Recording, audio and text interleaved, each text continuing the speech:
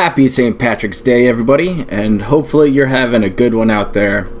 Here today in the Gentlemen's Club podcast, I have my co-host GTG, as always.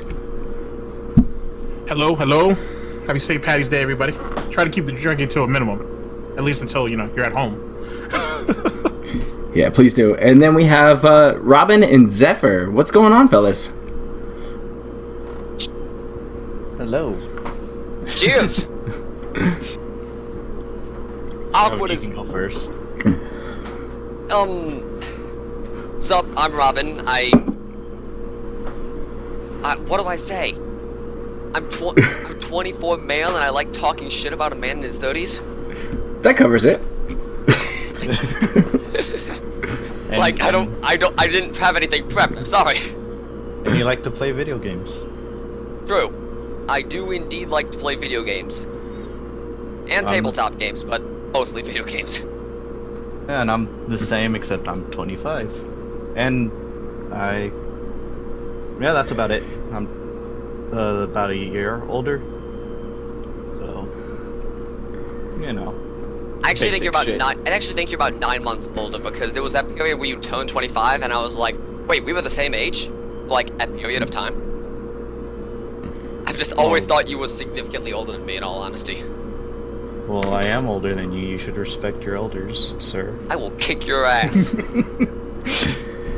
So you guys started this whole YouTube channel together, and you guys caught my attention as well as GTG's attention when you started talking about the lovely old pig roach. When did you guys first find out about DSP?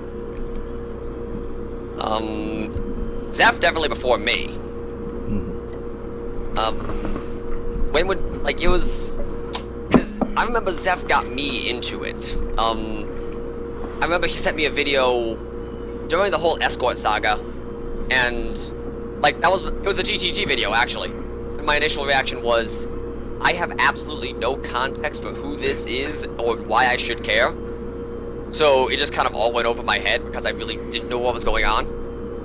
And then 6 months later down the line, I think I was actually at work, and he sends me something, and I don't remember what it was, but it was some kind of notable event, and I said, well, I'm not doing anything else, and I just it's something to listen to while I'm coding. So I just threw it on, and I was like, oh, now I understand. He's an asshole. So, I would probably say something to the extent of maybe 8 months to a year. Ish. Yeah, something like that. Yeah, what about, because I remember you got into it before I did. Yeah, my first This Is How You Don't Play was, a few years ago, but, I never had context of who this person was. And so I rediscovered it, a few years later, and, one of my first videos was a Tevin video from a couple years ago.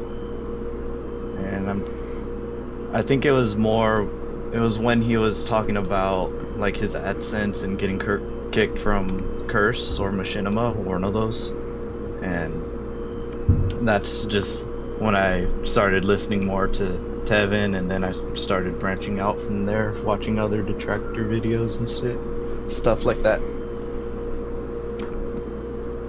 Huh, see, because I come from the old guard. I used to watch him, and then I turned because I was sick and tired of listening to him rant and rave and just be an asshole. Understandably so. I mean, I've been watching him for, his whole entire legacy for the most part. Really? Yeah, and it was just one of those things. I never got too involved with the detractor community. I just kind of started watching those videos for, just the shits and giggles of it, and find out what other dirt people dug up on him. And it was finally time to go ahead and pull the trigger and start making my own content. Since I've been around for so long, I figured I might have some input on some of the older sagas out there. Yeah, I can see that. And that's kind of just the same thing that happened with us. Just we should do this, and we just kind of kicked the idea around until eventually we just were like, you know what? Fuck it, let's actually do it. So we just started recording videos and rolled with it. Yeah, because how Because it would always be like, I'd send him stuff, like I'd send him a video, and he would, message me back with his reactions as it went along. And that's just sort of what our material is based off of. Right, it's just kind of like that sort of... one of us has never seen this before. And like, we occasionally do a video now, it's just like we've already seen the video, and then we do a video on it. But most of the time, we'll get sent something, and either by the title itself, or just by something in the video, makes us stop it and go, okay, we're about 3 minutes into this out of like 22, we need to stop this now, because this is gonna be good. So it's just like, a lot of it is that off-the-cuff sort of reaction that, kind of inspired us to go through with this. Well, I like the style personally. It's like one of those things that I just can't do. I need to write a script up for my videos of what I want to talk about and what I want to dig up and what I want to push. But yeah. Otherwise, I do it for the fun of it. I mean, I'm not looking for any monetary gain or anything like that. It's just a hobby that I get to do on weekends. Exactly. Now, have you guys officially joined the Gentlemen's Club yet? No, I was actually not aware if this was like a group or podcast that you do, or like what was up. So the idea behind the Gentlemen's Club, it's a place of higher class. For those of us who have been banned from various DSP channels. Do we have to get banned? Because I can go get myself banned. No. I've just literally never been on a DSP stream, actually. Because it's just I'm gonna get myself banned anyway. I mean, I've tried to watch like a raw DSP stream, I just couldn't do it. Just couldn't do it without the commentary or somebody else coming in and talking to you. We keep adding members all the time on his Twitter, though. I think that's our biggest subsect of the Gentlemen's Club. Oh, nice. It's pretty cool. It's always like, that's the big thing that we've talked about several times on the show. It's been like, Hello? How do I want to put this? The fact that people are so... Okay. Oh, in the walkways? What's the word I'm looking for? I don't want to say welcoming. Okay. But like, that's kind of the feeling we get. Bye. It's just like, it's such a stark contrast to the way Phil does shit. It's just like, for a group that's so we get called haters and detractors and evil all the time, and for this to be such a big, yes, hello, welcome, we have a table right here for you. It's just been unreal, you know what I mean? Well, given where the detractor community came from, leading to where it is now, it kind of explains a lot. But with that being said, let me ask you guys a couple questions. First thing is, since you guys have been doing videos, how do you guys perceive Phil now compared to before you actually started doing videos on him? Or do you feel anything at all? Well, honestly, like a week ago, honestly, I would say my opinion hadn't really changed much at all. Because I try to, like, take a view of it as, yes, this man is fucking up, but, like, the big part of, I guess, comedy and entertainment of it is, like, going, okay, this is how you're fucking up, you're an idiot, here's why, here's what you can do to fix it. It's just been, like, it's always been one of those things where, like, I don't think that he can fix it, but I like to have that little bit of hope in it. But then we watched El Crimson King's video on the panic attack situation. Well, that is some solid gold right there. It's one of the best detractor videos out there. And it really it is. And that's when everything for me went straight down the pooper. How so? Like, humongous thing for me, in my opinion, is how you handle yourself in a relationship. Because that reflects so much on who you are at your core.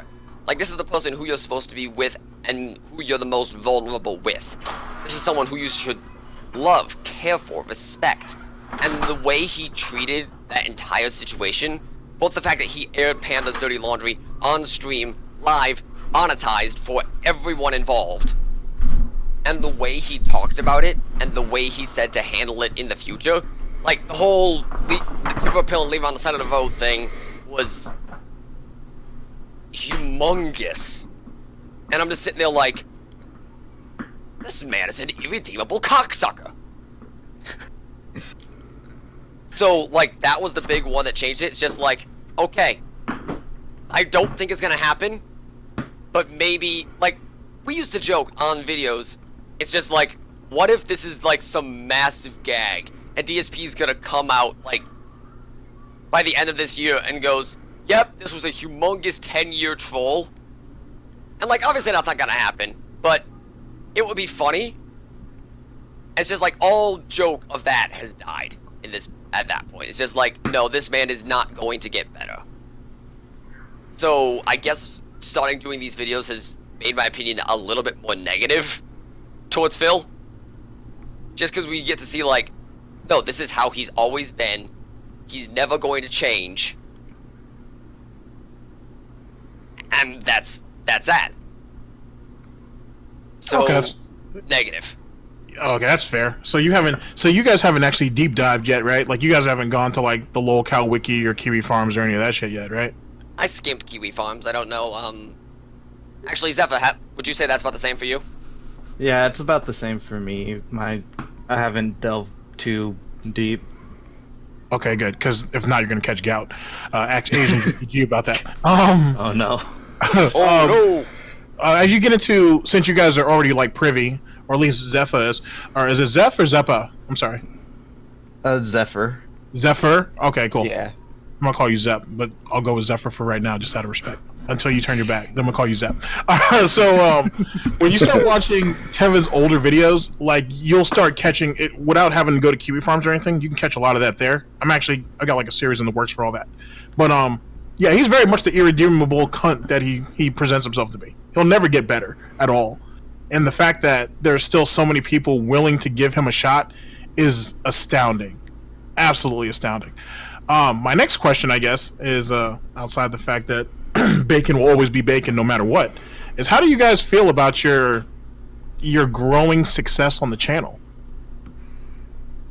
It's been very, I guess, overwhelming, I guess, because like I have my own like channel that I don't really, I don't really work on that much anymore. But like I have like older Let's Plays that I've started and never finished, and so I just occasionally use it to like shitpost or whatever. And it's never gotten any like sort of traction because it's not really a focused type of channel, and I never really kept up with it. Mhm. And just in general, just from like having friends that also do like Let's Plays or just upload videos, they don't gain a lot of traction very quickly, and so just I have this sort of mindset that it's kind of hard to grow on YouTube because of like it's just kind of hard to grow on YouTube basically. But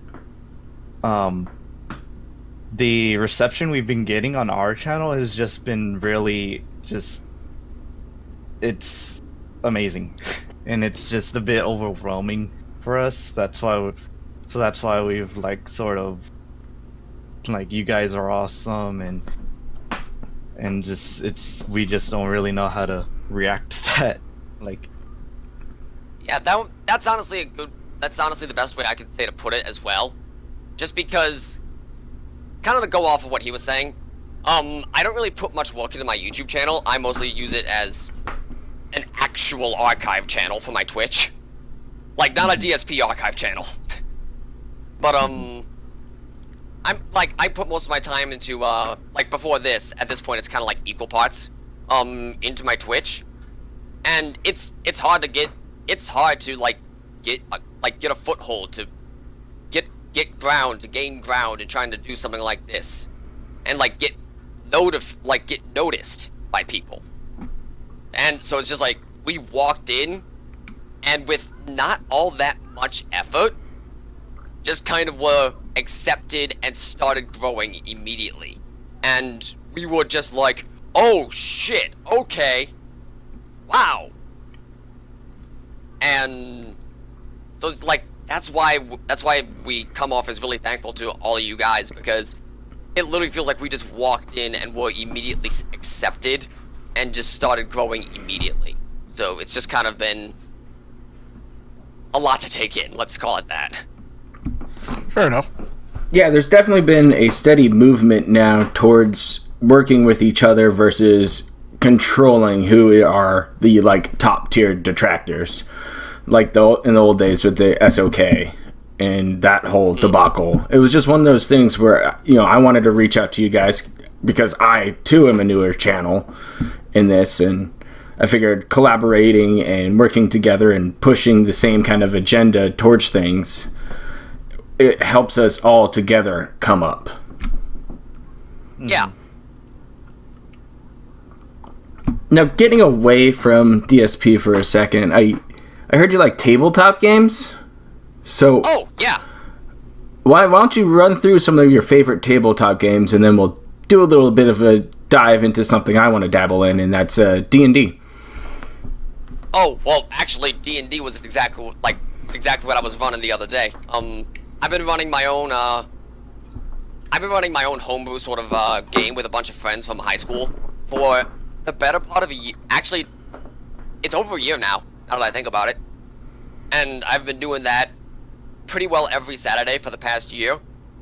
And before that, I was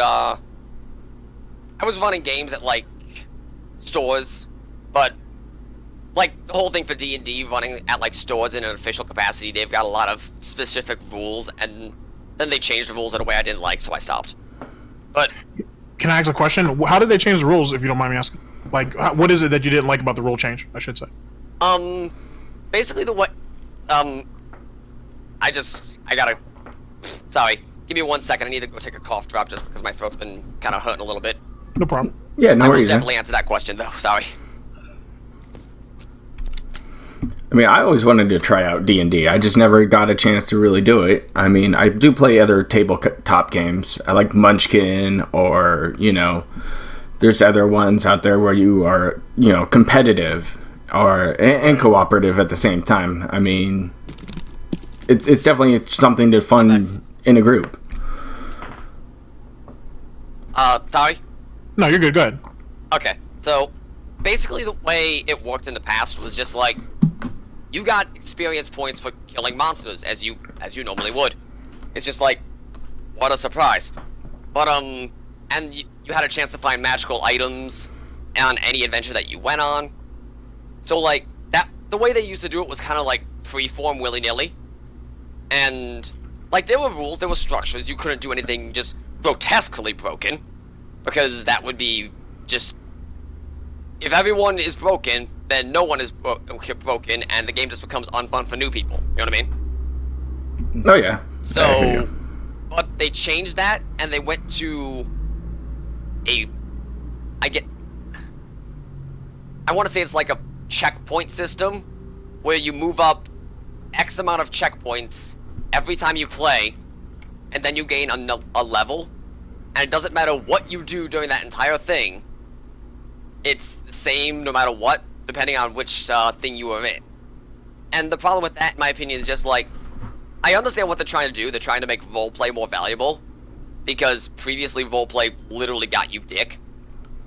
So I understand what they're trying to do with that, but at the same time, it devalues combat, and it devalues actually going on adventures to do something. Like, you should not get the same amount of experience for 4 hours spent faffing about in town, and 4 hours spent killing the Lich at the end of the tomb to save the world from the soul-eating device. Those should not give you the same amount of experience. And on top of that, in order to kind of like contain a lot of stuff, because there were a lot of broken things in with some magical items, that makes sense for like a home session, but in like an official capacity are stupid. Easy example is like the magic jar, in which you basically use it on a creature, and they have to make a save, or else you just catch them like a Pokemon. That sounds a little overpowered. and there's no limits on the creature, so you can literally just walk out of the abyss, go up to the Demon Lord Demogorgon, and go, Pokeball! And then walk into another module 6 weeks later and go, yes, I summoned Demogorgon, and he has to obey me. You do what? Like, how's the DM supposed to work around that? But at the same time... Oh, I'm sorry. It just sounds broken as fuck. Right, so it's just like, they made it so that you can't have items like that. However, they also changed it so that you couldn't get... Like, there was a book that basically just got completely fucked over because at the end you get, like, all of this treasure. You don't get that anymore. You can't get this item, you can't get this item, you can't get this item. And a lot of them weren't even, like, magic jar levels of broken. So it's just, like, a lot of it felt like they were taking so much away from the player that it just became unfun. Like, me and the group that I play with a lot of the time joke that we could literally... You could start up, at the time that they changed the rules, the most recent book was Tomb of Annihilation. Which, actually really fun adventure. But, you could start that up, dick around in town for 115 hours, which we just joke like, just go out camping and LARP for 5 days. End the session, everyone is level 20, just walk up to a Sirak like you're the fucking big dicks of the town, just steamroll him. It's like, that's a thing you can do. So it's like the rules were broken, poorly thought out, and just kind of gimped everyone's characters. So I was like, fuck it, we're going to this con in September to just fuck around and try to screw over the biggest adventure that they've ever released. Which we didn't, because the adventure was poorly made, but understandable, high-level adventure. But, so yeah, it's like they changed the rules in a way that I didn't like, and I was just like, I'm not going to have fun with this, so I'm not going to do it. If I wanted to, I could just run something that I will actually enjoy. So I did. That seems fair. I didn't realize you guys took it that serious. It was, it was just something like, if you're not having fun, even if it's just something you're doing for fun, like non-seriously dicking around with friends, right? If the rules change that you're not having fun, then just don't do it in an official capacity. Go over to one of your friends' houses with a 6-pack, and actually have fun. Yeah, absolutely. That's that makes a whole lot of sense. What about you, Zep? What do you play? Do you do tabletop games, or did you used to? I used to do a few with my sister, her husband, and some of their friends, but I've never really gotten super into it. Oh, okay. I the only real tabletop game that I ever played, I guess in that capacity was Warhammer, and even then, I used to, after a while of playing it, I realized that I could make a whole lot more money and I could spend my time doing something that I wanted, which was basically customize colors for the actual models. So me and a group of friends just did that. Like I don't know, I played it for maybe a year, I guess, and I had a good time. Whatever. I guess you could say I placed in a couple of locals. I don't know, whatever. But people didn't care about my plays or nothing. They just cared about, oh shit, that was a cool design. Like, would you paint mine? And then I just did that. I still kind of still coming do up that. top. That's cool. Like painting I wish I was better at painting because I would paint so many minis. Like I love painted minis. When I did do the tabletop at the stores and shit, whenever somebody came in with like some really cool painted mini that was like clearly custom, like the game just doesn't start for like a good 2 minutes while everyone just kind of is like, that's so cool. Oh dude, sometimes usually longer than that. Like we did for example, we did like a custom job of goblins for somebody, and he couldn't even get his game started because they were basically like, either sell us your set or tell us who actually did the custom job for you. We're not interested in playing until you tell us who did it. And the kid was like, fuck this, I'm going home. He's like, I'm out.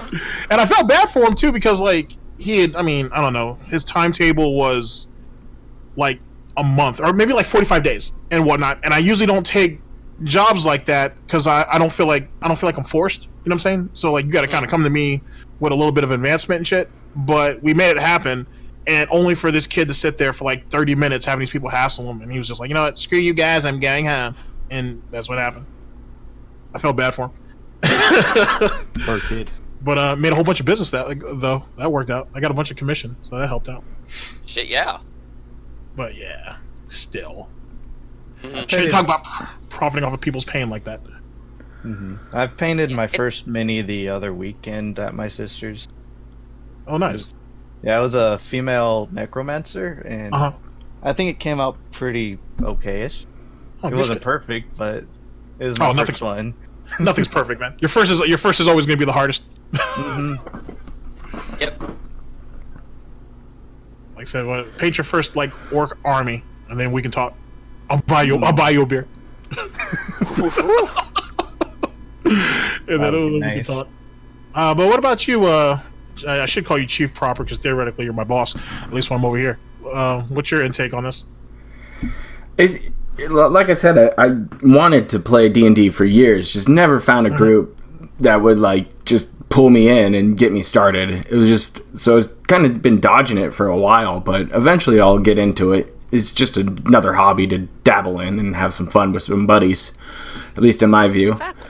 But yeah, tabletop games are always fun. When we do a big gathering with everybody, when I have a buddy who has Cards Against Humanity, like every single set that's ever come out, and he has them all. And so we play like a 4-hour game of Cards Against Humanity, and it gets out there, especially when we add the custom cards into it. Oh no. Like Cards Against Humanity always just goes straight downhill, really quickly. I mean, it can, unless we have a special group of friends who are just as terrible as you. So, luckily I have that group. That's what I meant. That's the only way to play it, man. Oh, I've played it with other people who just neuter themselves and go like, "Oh no, that has to do with sex. We're not gonna put it in the game." I was like, Horse shit. That's You don't. that's you the don't game. put balls deep in a squealing hog for a good while as a trump card. You're not playing Cards Against Humanity. Right? I mean, sounds like John Rambo. Maybe he's done that before. Jesus. I was not ready on that. Oh shit. I just figured I'd slip that one in there. Well done. So, you guys like us go through and do your own little thing in your own podcast. How has it been for you guys pulling groups in? Because, you know, unlike the pig roach who backs out of every podcast he's ever been invited to, how does that work for you guys?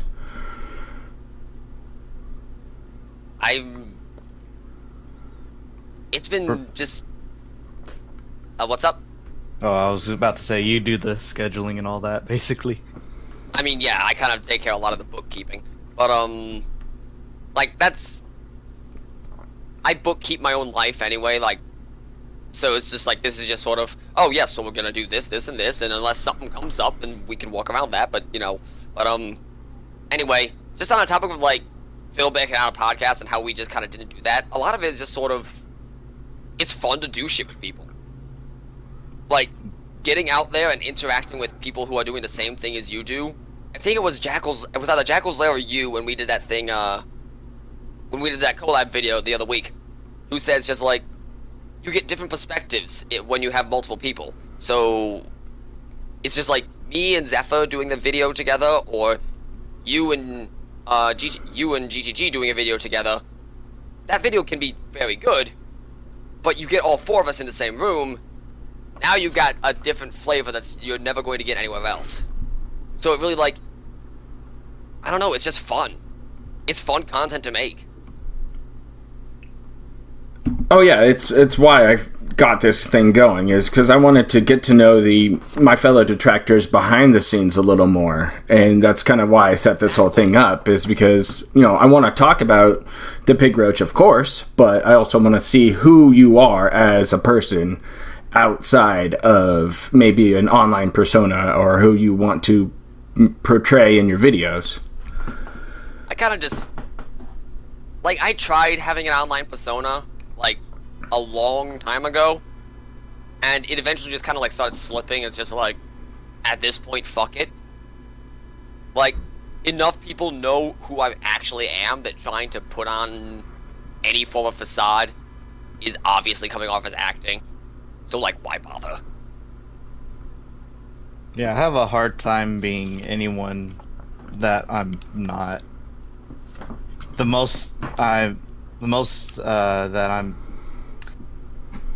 The most that I can do is, you know, change my voice and be sarcastic and shit like that. But like, it's not something Acting. that it's not something that I do on the regular or do online or anything. I have things that I want to say, so I try to say them as best as I can, you know. Mhm. Yeah, that That's all comes with time, though. Hmm. Like, I'm sorry, Robin, I didn't mean to cut you off, my dude. It's kind of like when you're crafting a persona, right? It's still you. It's just an aspect of you. For example, like, I don't know. Like, let's take Jackal's Lair for example, because he ain't poked fun at me in that little video that you guys all did the other day. I saw that shit. Man's got bullshit. So I'm gonna go ahead and fire back. So it's kind of like that, for example, right? Like, you're just it's you don't have to be like Phil. Like, for example, I'm not to get off subject. Like, DSP or Darkside Phil is an exaggeration of who Phil Burnell really is, but in truth, it's who he wishes he was. He wishes he was this outspoken individual. He wishes that he kind of was tough as he wants to be, even though he isn't.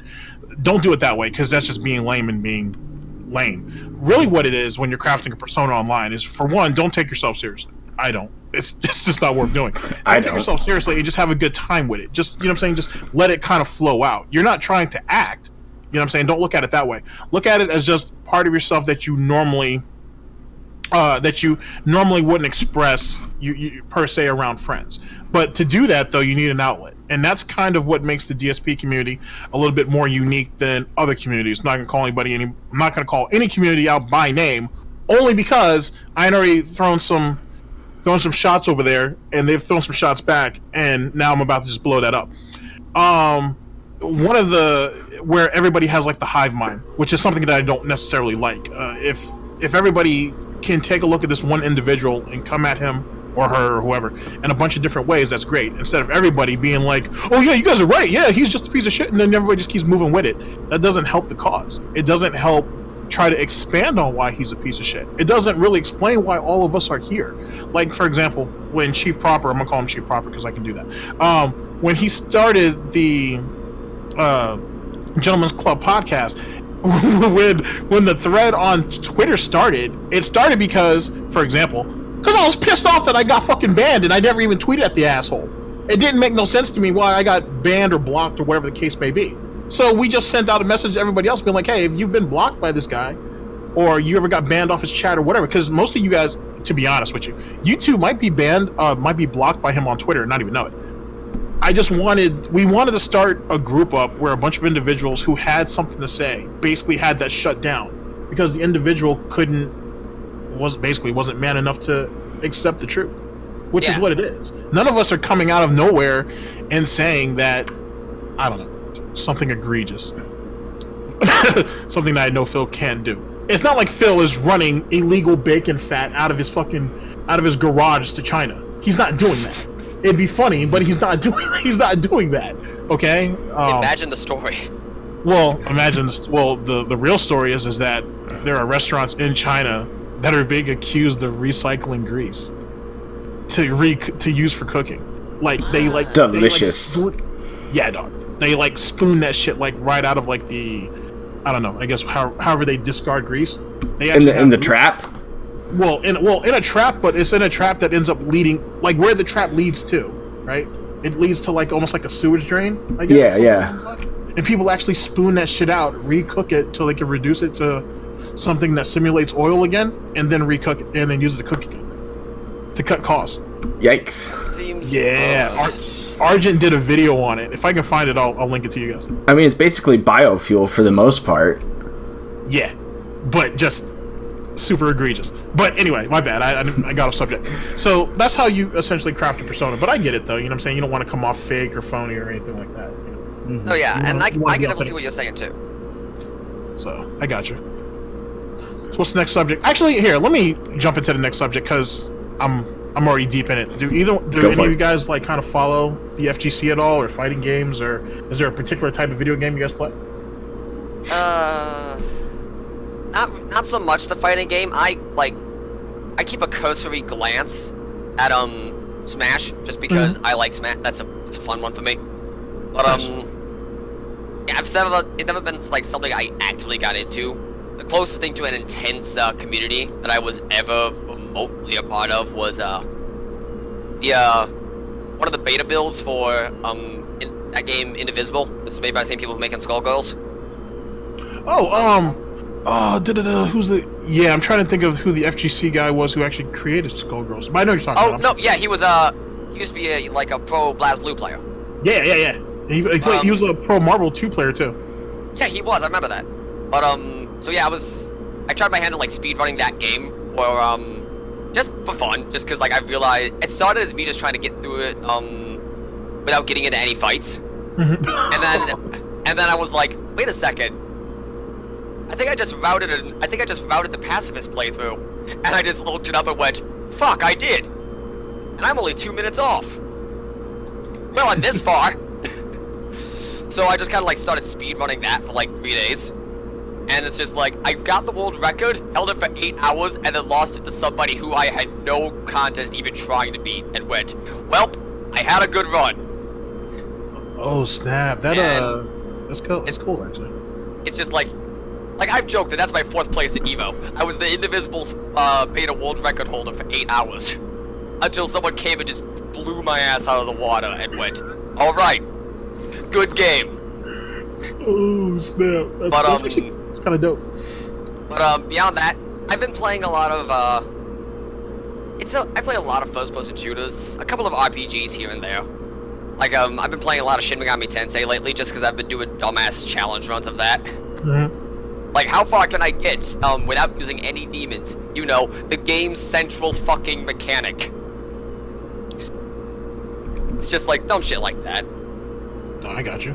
That and Overwatch, which that toxic game, that brutally toxic game. How dare you? Zephyr has called it an abusive relationship, and I can't even deny. But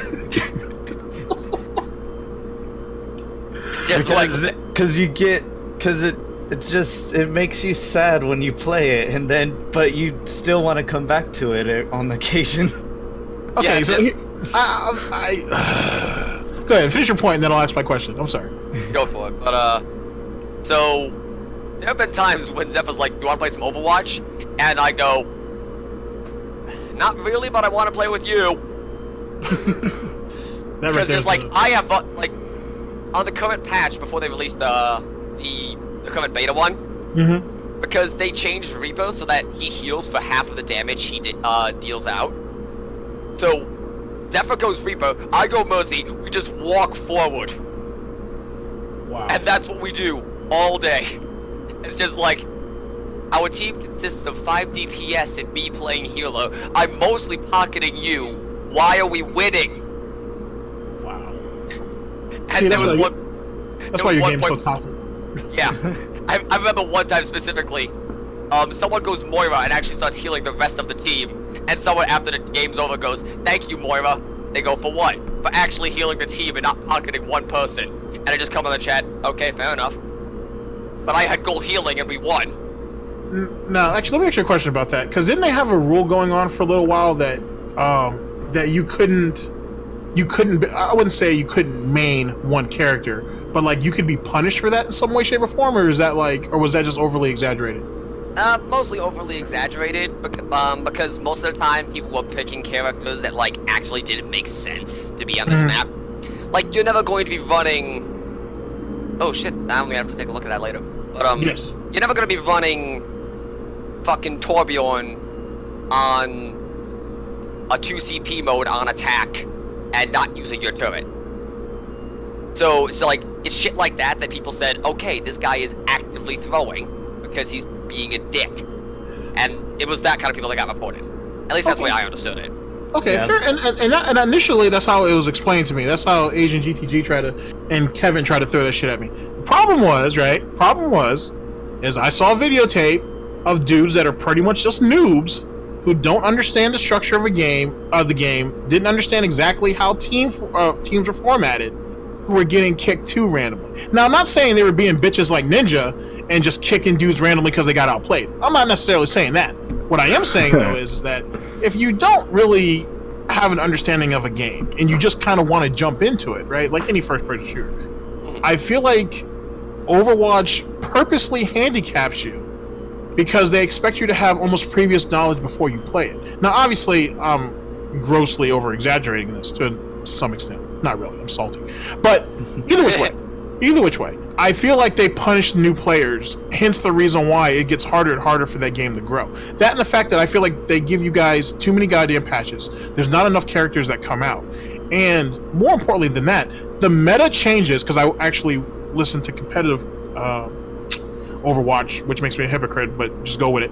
I actually watch competitive Overwatch enough to where the meta just consistently changes, that most people just can't keep up with it. That's the reason why we don't have an American team that's winning.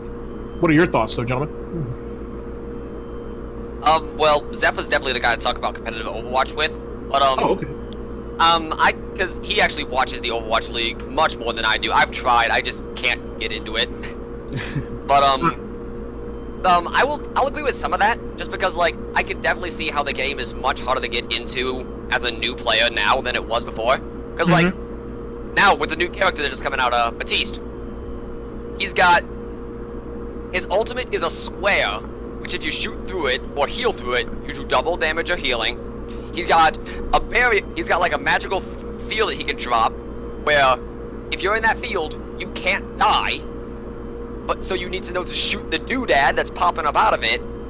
It's just like you got 18 different mechanics. Every hero's got some kind of passive now. So it's just like I can definitely understand. It's a bit of a. It's harder to get into now than when if you wanted a main tank, you picked Reinhardt because big dude with shield. So like I can definitely get that. But honestly, with the frequency, like the whole thing about frequency of patches and constantly changing meta, that's actually been a big problem for the game for like a couple, like 6 months, I want to say. Because basically the current meta, I don't know why it's called GOATS meta, but it is. It's based on the team that ran the comp. Yeah, they were the ones who started initially. Yeah. So basically, it was just like at high level play, that was the meta for like 6 months, and it never changed. And they like tried to patch the game 2 or 3 times to kind of like tone that down, and it just didn't work or made it worse. And like that's where the Reaper change came in, and everyone was just like, "This is actually not going to change anything at higher level and make lower levels hell." And then they released it anyway, and surprise, surprise.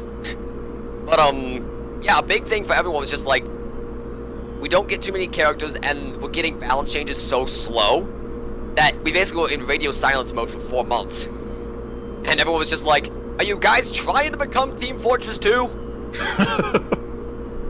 Because you're looking like you're trying to become Team Fortress 2. Team Fortress 2, yeah. Team Fortress 2 got the Pyro update, and then they have said absolutely nothing for a year and a half. And everyone's just like, TF Team, please, even if it's bad news, just tell us what's going on. People still play the shit out of some Team Fortress, though.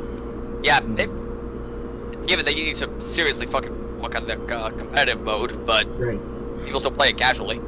But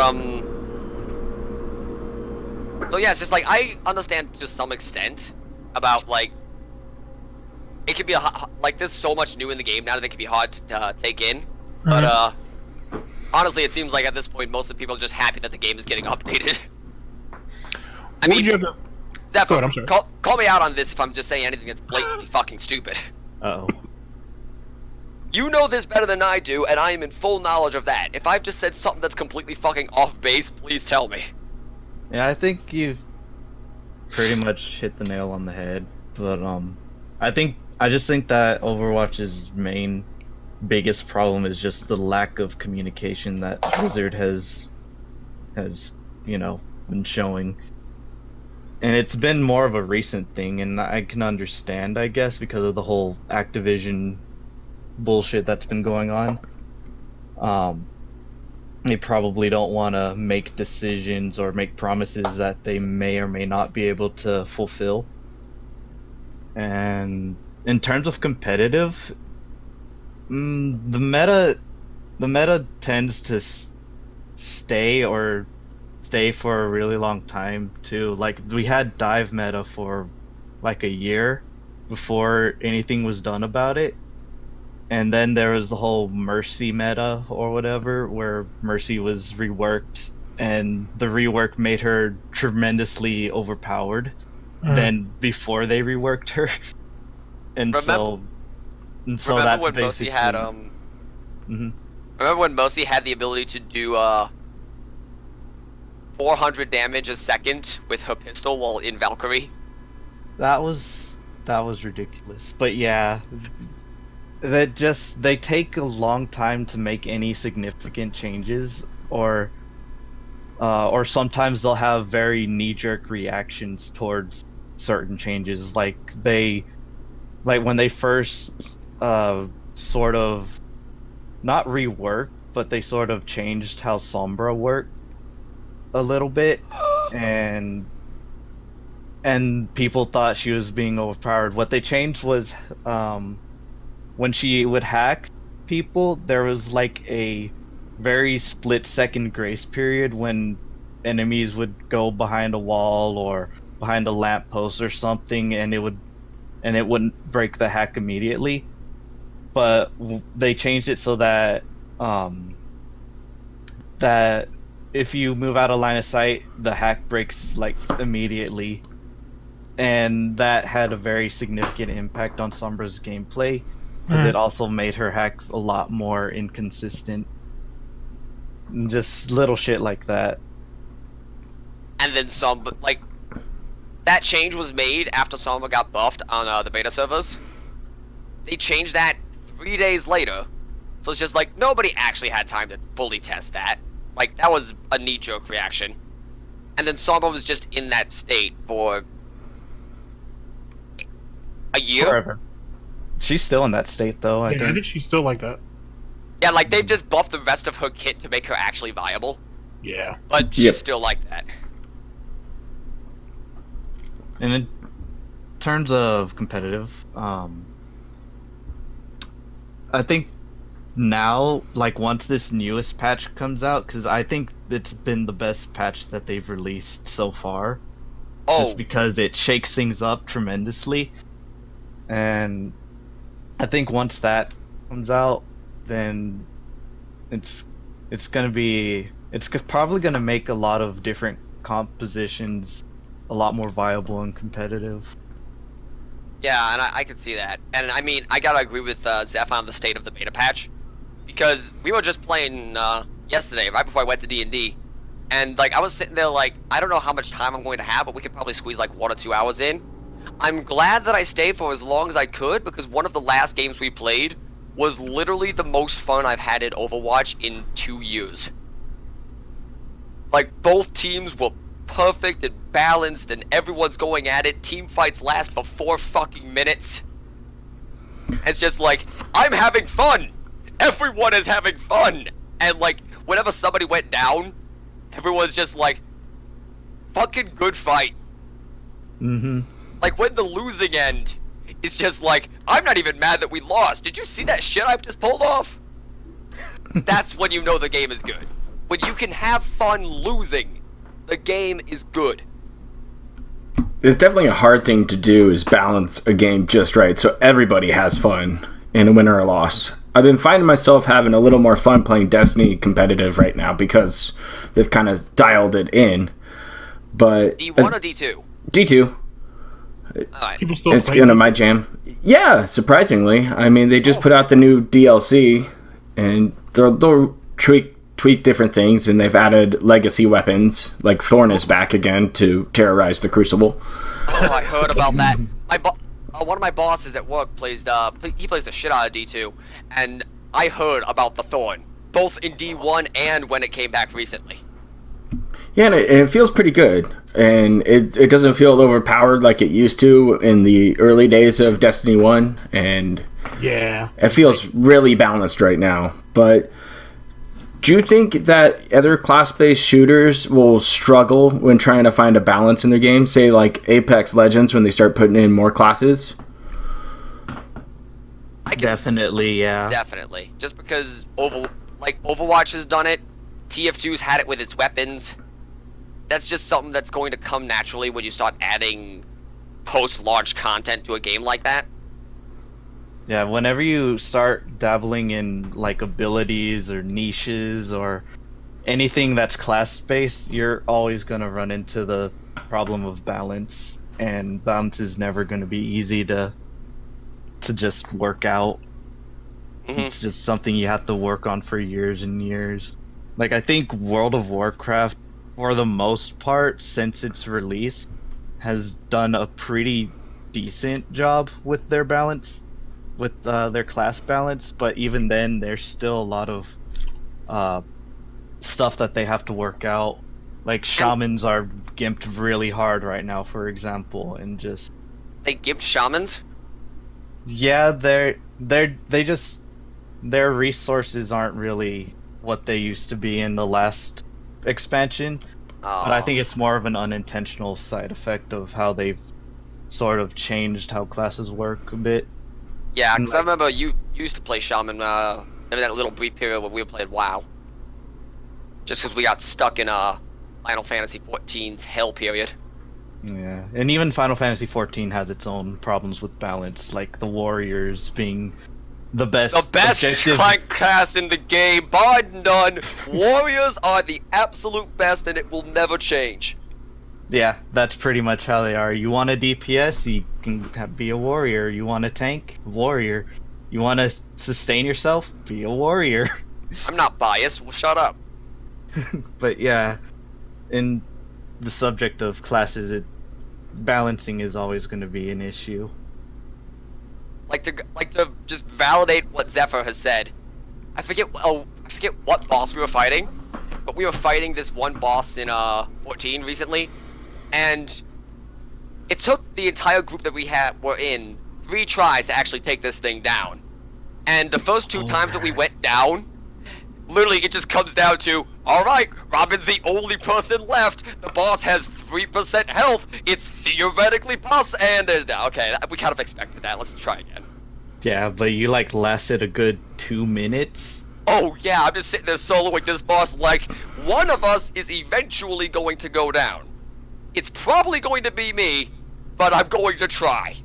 It's just like, Warrior has so much self-sustain and defensive capabilities that I can just sit there looking at the Fell Dragon Nidhogg and go, well, I've got 2 minutes. So it's just like, yeah, Warrior is in that kind of state right now. And that's just kind of the thing that happens when you have a class-based game like that. Yeah, and it also comes down to a lot of factors like player skill levels and ease of access and just a general skill ceilings, how low or how high you want these characters to be, and if they are, how do you want to implement this? You know. Right. It's just like Team Fortress 2. TF2 doesn't face that with classes; it faces it with weapons. And like, you have like the 2 most strong characters in the game right now are the Soldier and the Pyro.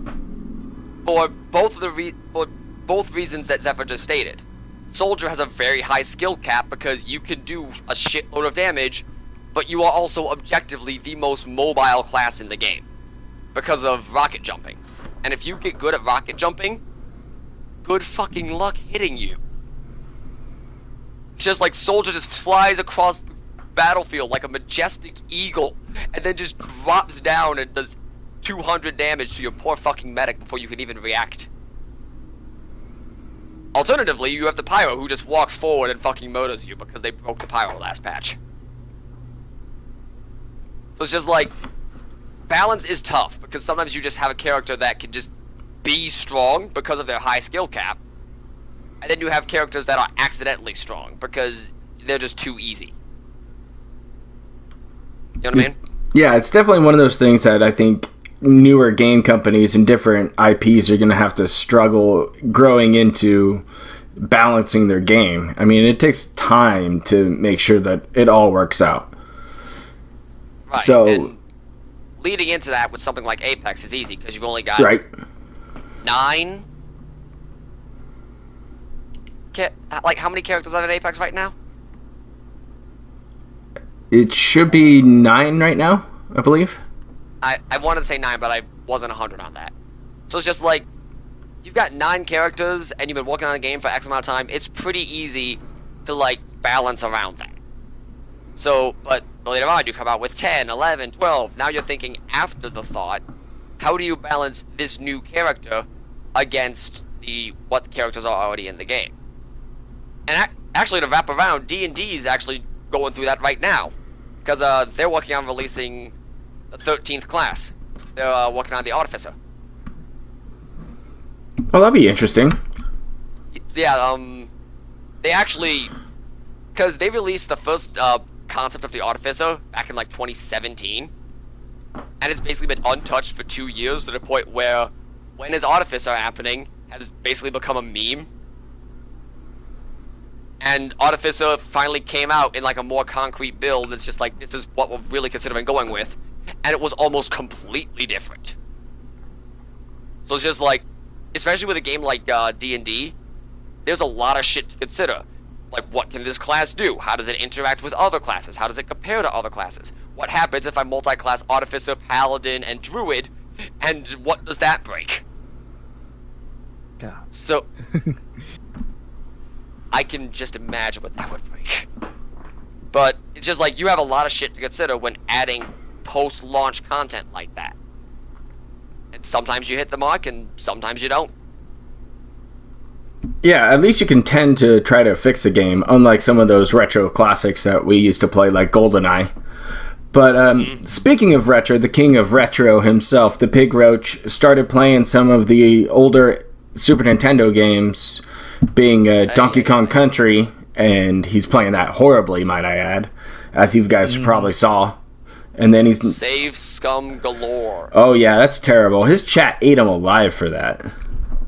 I loved that too, because I think it was either DSP Archives or Lip Jam on Twitter who took a screenshot of Phil's chat when he said, "Do you guys actually want to just see me do you guys actually want me to not save scum and just like waste time going back to previous saves?" And his chat lights up. Yes, yes, yes. That's the fucking point. Yeah, it was just pretty bad. I mean, they have save points built in the game for a reason, and he's there save scumming it just to save a life or two. And he still got game overs when I was watching him. It was awful. Now, to wrap it around a bit. Too. My bad, I'm sorry. He is purposely sandbagging also. Why would you sandbag? Because he's a jerk and he wants to stretch that shit out.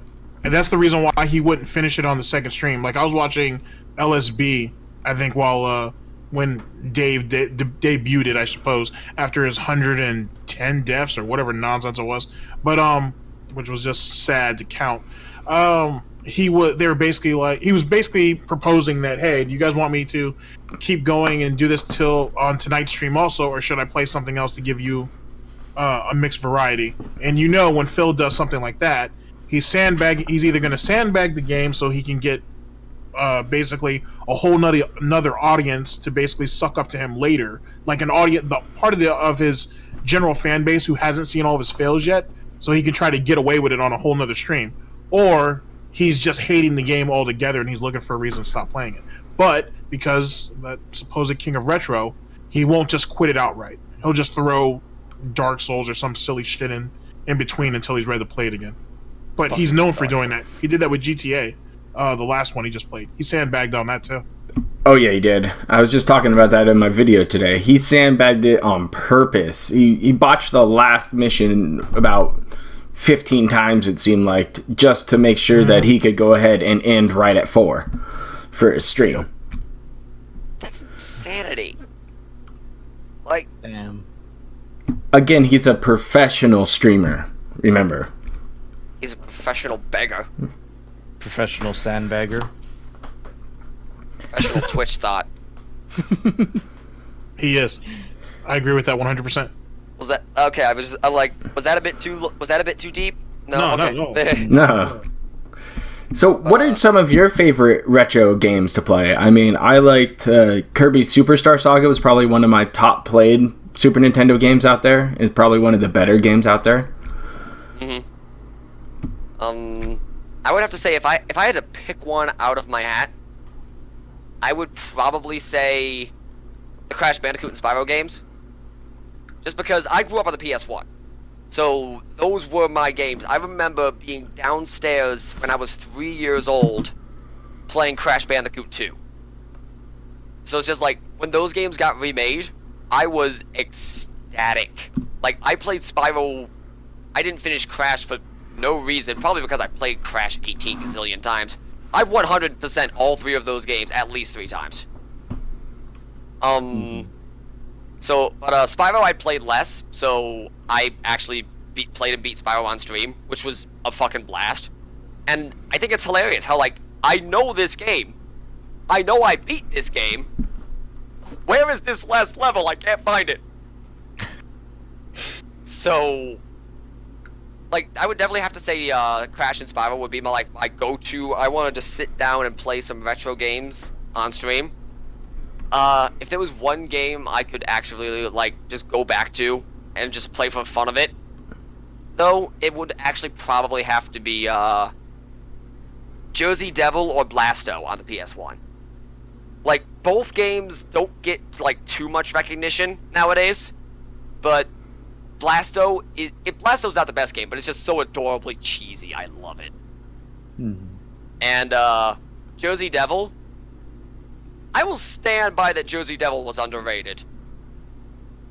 If Jersey Devil got a remake, I would be fucking ecstatic. Like, just, yes, this. I'm buying this. Nobody can stop me. I'll take your entire stock. I'm sorry, I'm just... It's Jersey Devil. I'm upset that my game broke. How about you? For me, I grew up with the Super Nintendo, and some of my favorite games were Yoshi's Island, Super Metroid, Contra 3, Gradius 3, stuff like that. And then we got a PS1, and our dad sold our Super Nintendo, which made me sad. And I think out of all the older games that I used to play, the one I still come back to this day has to be Castlevania Symphony of the Night for the PS1. It is just, it's one of those games that when you play it multiple times, you always learn something new every time you play it. And it's always a new sort of experience for me when I go back to it.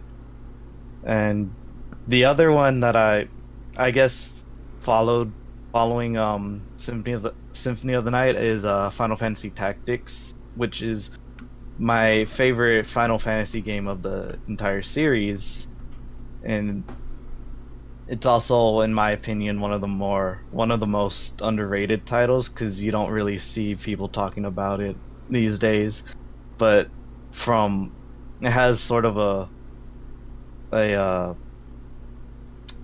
cult following? Yeah, it has sort of a cult following where people, they'll talk about it, they'll debate that it's better than Final Fantasy VII, and it's a really nice game to just go back to and just try something different out. So. Yeah, like, I played both of those games just recently on your recommendation, and I had a blast. How about you, GTG? Any retro classics you enjoy? Yeah, I'm sorry about that, man. They announced when Dragon Ball Super's coming back. Let's see. Oh, did they? Yeah, it looks like July 17th. It's not confirmed just yet, but we should know in about 24 hours. Oh, nice. Oh gosh. Okay, so retro games. All the old Marios for sure. Definitely all the old Sonics. I like a lot of the games where I used to be able to play with like other people simultaneously. So like Double Dragon versus Battletoads, for example. Fatal Fury, Final Fight. Like I said, I played a bunch of like FGC games and shit. If I had to say anything in particular that stands out right now, I mean, maybe. I don't know. See, I played a lot of import games too. So like a lot of like the old Dragon Ball Z games, for example, Dragon Ball games or Dragon Ball Z. You know what I mean? I played a lot of those. A little bit of everything, to be honest with you. I played like a shitload of retro games. Can't say that I was good at any of them or all of them, but I certainly have fun with it. You know what I'm saying? You make the best of it. Yeah, like... But played a little bit of everything. I didn't actually get into the... I will admit, I didn't get into the Final Fantasies, though. I enjoy watching other people play them, but I never actually got into it, though. I was it's definitely a game that you've gotta... you know what you're getting into when you get into it. Yeah. But yeah, I never actually got into it itself, though. Like, not into playing it, I should say. Like I said, I enjoy watching other people play it. Like I said, that's pretty much it. I'm pretty straightforward when it comes to all that. Nice. Now, being it is St. Patty's Day when we're recording this, I enjoy a nice adult beverage, especially when I sit here and record in the Gentleman's Club. Do you guys have any favorite beers or cocktails for those listeners of age? If you're looking for a good, like, depends on what I'm going for. If I'm trying to hang out, if I'm just, like, sitting around, streaming, watching YouTube or streaming or doing whatever, then I'll probably just have a Budweiser. Like, Bud Classic is honestly my go-to. If I'm looking for something a bit more specialized, it's usually, like, one of the specific brews from, one of the local breweries around here. I tend to like a lot of everything. Like, double IPAs are usually pretty good for me. Not big into liquor, but the one thing that I will swear by, and I've had people just look at me like I'm... Mostly adults look at me like I'm crazy. Adults, I am an adult. I'm talking like people like 40s and up. Because one time, on my 21st birthday, me and my roommate just bought a bunch of drinks and drink mixing shit and just experimented. What we found out was 1 part Captain Morgan, 1 part ginger ale, and 1 part lemonade. Literally just tastes like you know how if you get like lemonade that's like it's not exactly the best it's not like the best filtered. It's got like that pulpy sort of like film on the top of it. Yeah, like some real stuff. Yeah, like it's got like that sort of film on top of it. That's what it tastes like. You literally cannot taste the alcohol. Huh. And we were just like, oh, this is extremely dangerous. Let's make it in excess. Wait a second, what was it again? 1 part Captain, 1 part ginger ale, 1 part lemonade. Literally just tastes like lemonade with that film on top. Huh. I think I got something. I think I have something that might hurt you a little more, but I'm not sure if I should tell you. Oh no, it's like I actually did the math. It's only about like 8 to 10% alcohol, depending on how hard you make it. Just like I actually calculated, if it's 1 part Captain, yeah, like Captain is this much % alcohol diluted about with these 2 other things. So it's about 10%. But it's just like normally when you drink something that's like 10% like wine, you kind of like feel the alcohol. This just goes down super smooth. So you can just pound these back and just like, oh, hello. Yes, I asked for this. Huh. Okay. Yeah, I'm gonna throw this out here then, because I'm actually drinking one right now. Have it open.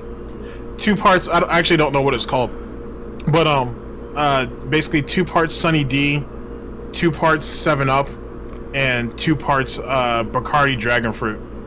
You taste nothing. Like it tastes like pure sugar. I can fucking tell. Like that's sugary than that's more sugary than Dave's spaghetti sauce. It's amazing. It's absolutely amazing. That image is burned into my mind after that video with Jackal's Lemon Proper. But we actually had to pause it and go like slow-mo, like, the fuck? Mm-hmm. Yeah, if you stayed away from those, DSP tries it and things like that, like Poorly Cooking with the King, stay away. Just don't touch them. You will be terrified. Mm-hmm. Terrified's a good word for it. I mean, I never cooked bacon that poorly again. That was some terrible bacon. I've cooked my own bacon once, and it came out better than Dave's. Same. I could probably cook an egg better than Dave could. I could cook eggs better than Dave. But in terms of drinks, I'm not really a super heavy drinker. And even then, even when I do drink, it's never. I can't really get into like beer or anything that doesn't have flavor. I tend to lean more towards the fruity types of stuff, you know, like schnapps or Smirnoffs, stuff like that. Mike's Hard Lemonades, you know. Hey, I don't discriminate. Those things are good. It's nice for a change up. Yeah. Yeah. And the hardest, well, I think my favorite thing that I have drinking was cinnamon Fireball whiskey. That's good. I like to add mine into like Angry Orchard hard ciders. Just add a little dose. Mm-hmm. I could see that being really good. I've been pretty ill after a night of those. I couldn't like that. That just sounds like that sounds fun and dangerous. I actually want to try that now. I actually want to try that.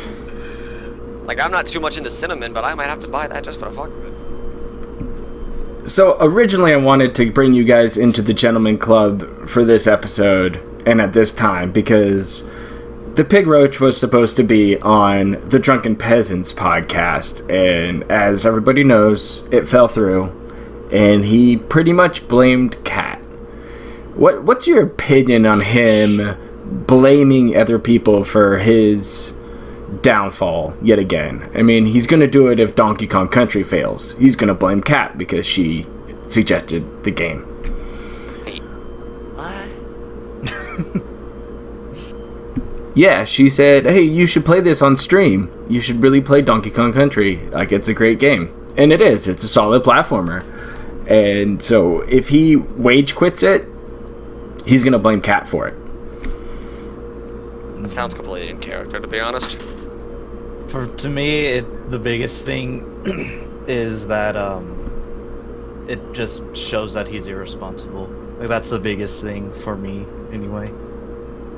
It's just like there's a lot of other smaller things, but for me, it's irresponsible to blame others for your own, you know, downfalls or your own mistakes, and just that's always been a big thing for me.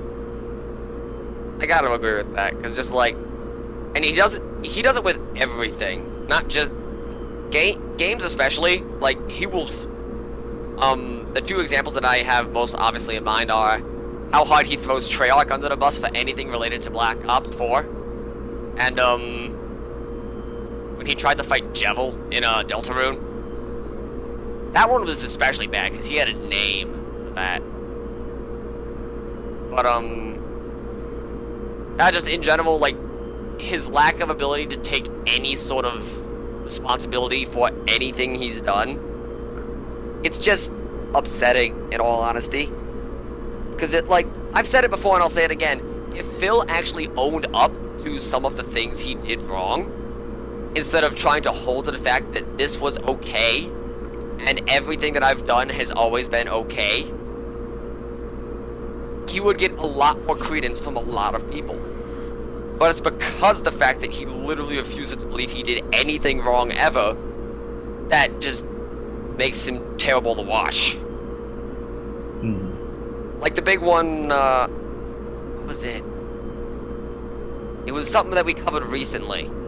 Oh, it was doing his retrospective when he started throwing one of his videos. He started throwing out homophobic slurs. Let's call it that. And it's just like he tries to roll that back. So like, now I know that that's not okay. And then literally the next sentence he goes, man, those were the good old days. Like, back when you could, and we were all just like, hold the fuck up. So yeah, it's like, it's very clear. He tends to do this a lot, and it's hilarious, and that's why those retrospective events kind of give us a little bit of gold dust every now and then. And he tries to moderate it so that he doesn't give us anything, but he still gives us stuff. But yeah, it's just like, it's that sort of thing. Like, whether it's having to wage quit a game and it's Cat's fault, or the fact that he's not getting views off of people he's banned, which is Tevin's fault, or the fact that he can't just throw people, like, use terrible language, insulting races, orientations, and what have you, which is the world's fault. Nothing is Phil's fault. And I think irresponsible is the best word for it.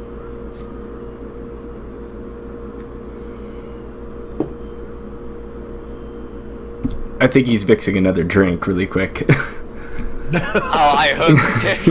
If he's not fixing another drink, he's finishing one. You heard nothing.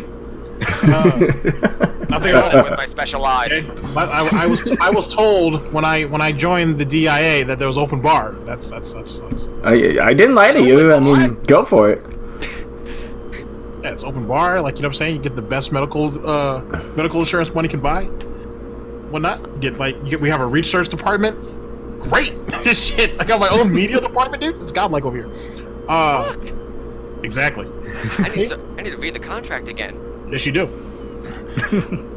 So as it pertains to Phil and the podcast, I mean, I gotta be honest with you, I'm disappointed, not in him, because, you know, he's perpetual disappointment, but I was disappointed that he would let something so small cause him not to go on, being, i.e., I don't have my own moderators over there to moderate your chat on a podcast that I have nothing to do with except for the fact that I'm on it. And the Cat being the scapegoat shouldn't be a surprise to any of us. That was always going to come about. That just kind of falls into his nature. I'm surprised he used Cat as a scapegoat instead of just, like, because honestly, the drunk, I forget, it was actually on the thing that we did with Proper and Jackal's Lair, where I think it was Proper that said the drunken peasants saying, "Oh no, we're not having Phil on the 15th. No, that's not happening." On the Tractor restream was really what tanked it, because it's just like, okay, that's gonna get back to Phil because we're gonna be talking about it, and obviously Phil has flunkies who watch Detractor content, so that's gonna get back to Phil, and that's going to torpedo everything. So I'm honestly kind of surprised they didn't just out and out say they were probably going to troll the fuck out of me, and I'm not going to go if I'm just going to be there to get shit on. Like, I'm surprised he didn't go with that, because that would have thrown the drunken peasants under the bus. It would have, but I don't think he'd want to risk that. That's the thing right now. Like, that's actually true. Yeah, he wouldn't have wanted to antagonize them and make it seem like they were trying to victimize him or anything. You know what I'm saying? Like, he doesn't want that, because you got 4 guys who, at least to my understanding, according to my that podcast with G Money, 2 of them are actually really nice and they were willing to curve the ball for him, and the other 2 just kind of pick their spots. The last thing you need is all 4 of them coming at your neck under a situation like this. So it's easier to be like, oh, the trolls, the haters, the detractors, and Cat. Now, my only thing as it pertains to Cat, right, is one, she didn't need to be there. Let her stay home, do it while she's at work, let her drop you off. You know what I'm saying? It's not like she has to be in the studio with you. Now, this is where things get interesting. So, since the boys over there are into the herbage, cool. You know what I'm saying? You get, and I said this with G Money, you get either one of them guys, or either Phil or Cat high, you get a little bit of liquor in them, you get them comfortable, they're going to literally spill the beans on everything. And I want to be in the room when that happens. And that's not what Phil wants. Phil doesn't want to be caught up in a situation where, 1, he's with a bunch of people he doesn't know. 2, he's going to get hit with questions or stuff that he's not prepared for. 3, or C. That's not the alcohol talking. Him ended up him getting into a situation where he can't control or dictate the environment, being the stream, and 4, he doesn't want to get put in a spot where he could be caught slipping up, and liquor will do that to him. We've already seen that. As for herbage, I don't know. He doesn't have iron lungs. I already know that. So why waste it on him? But secondhand, will get you higher, especially depending on the grade that you're messing with, will get you higher than if you're actually smoking yourself. So Which I always find is weird, but that's a thing. Yes, it is. So you give him like 5 minutes, or you give 3 passes, and he's gonna be high off his ass. And once he gets high, he's gonna talk. Because I've seen like his type, and they always do that. And then the chicks that are with them, because we look at Kat as a bit of an introvert. She definitely doesn't seem like she has a lot of personality. It's really weird how one pig can do that to a woman. But in any case, you get her in a situation where she's actually relaxed, and she's not actually coherent about what's going on around her, and she may actually speak her mind. And Phil might be worried about that. Especially that would actually be pretty cool. Yeah, it would. Especially if he's drinking with her before. You know what I'm saying? Mm-hmm. So that's what makes me think what Phil was trying to avoid. He's in an environment that he can't control. And since he can't control it, you just expect the worst of everything. And that's fundamentally one of Phil's problems, or it's one of his main problems, I should say. Outside of John Rambo, he doesn't know how to interact with other people. Like, I had just gone over a video that I'm going to use for something else later, where he calls Howard an associate. Oh, Howard was just some guy that we used to hang around with. He wasn't really a friend, this, that, and third, which is bullshit. But What? yeah, no, it's really fucked up. But when you also go back and look at some old videos of them at it was like some pool party or some shit like that, these are obviously people who know Phil. These are obviously people who have interacted with him, who've been with him for long periods of time. So why is there still a certain level of being uncomfortable around people even that you know? Some of these people were in his house when he had moved in and whatnot. He had talked about that in his retrospective too. I think it was in the second one. So why do you feel a disconnect? I wouldn't say uncomfortable. Let me reword that. Why do you feel a disconnect with people who obviously, or at least are obviously trying to be cool with you, but yet you have this you have this very strong affiliation with John? Like, it's almost John over everybody else. It's almost as if he would rather just have John and let the world burn. And I would say that over Panda, and I would say that over Kat too, to some extent. I would actually agree with Kat, just because Kat's more of a trophy. Let's be real. Yeah, I'd say so. So you would call her a trophy horse? But like, I think Phil, if Phil is in love with Kat, Phil is not in love with Kat. Phil is in love with the concept of Kat, and we saw that on the first stream that she was on. Mm. That look that he gave the camera, I think I described it as, yes, she's real. You're wrong. I have a girlfriend. Like, I almost want to say, are you jealous? It's just like that shit eating. No one was jealous, but like Phil wanted to show that off. Phil wanted that one in on us. Phil is not in love with Kat. Phil is in love with the fact that he has someone. Phil wants is someone to. All Phil wants is someone. He doesn't care who it is, which is why he treats Kat like a maid. He treats Kat like an object. Kat's here, Kat's there. Kat's my reason that I don't need to do something. Kat is a concept for Phil to get out of things. Okay, so then she's not actually a trophy, but she's validation. Yeah, that's a good thing. That's a good word for it. Okay, all right. So then, in truth, is it not fair to say that Panda was essentially the same way? Because you got to think about when Panda came into his life, he was what, 28, 29? You know what I'm saying? Outside of John and Howard, it's pretty much a sausage fest over there. And John and Howard actually had girlfriends and shit. They were actually associated with people and whatnot because they actually talked to people. So Panda kind of fit into his situation in the fact that, hey guys, I actually have a girlfriend too. I actually have a life. It's not just me doing YouTube videos all the time. We on the same page with that? I could see that. Mm-hmm. Yeah, I would almost argue that Panda was worse though, just because like Phil very clearly feels the need to keep Kat around. It's just like you can tell that there is at least, assuming Kat hasn't left and everything that we've just been hearing has just been Phil lying. I mean, it's very possible. It's a bit of a conspiracy theory, but if it happened, I wouldn't be surprised. Okay, let me jump in since I kind of do conspiracy theories. one of the main things that feeds that narrative, right, is the fact that since the Halloween event, she hasn't. There's no. You can't really justify. You can't give me any justifiable proof that she was there.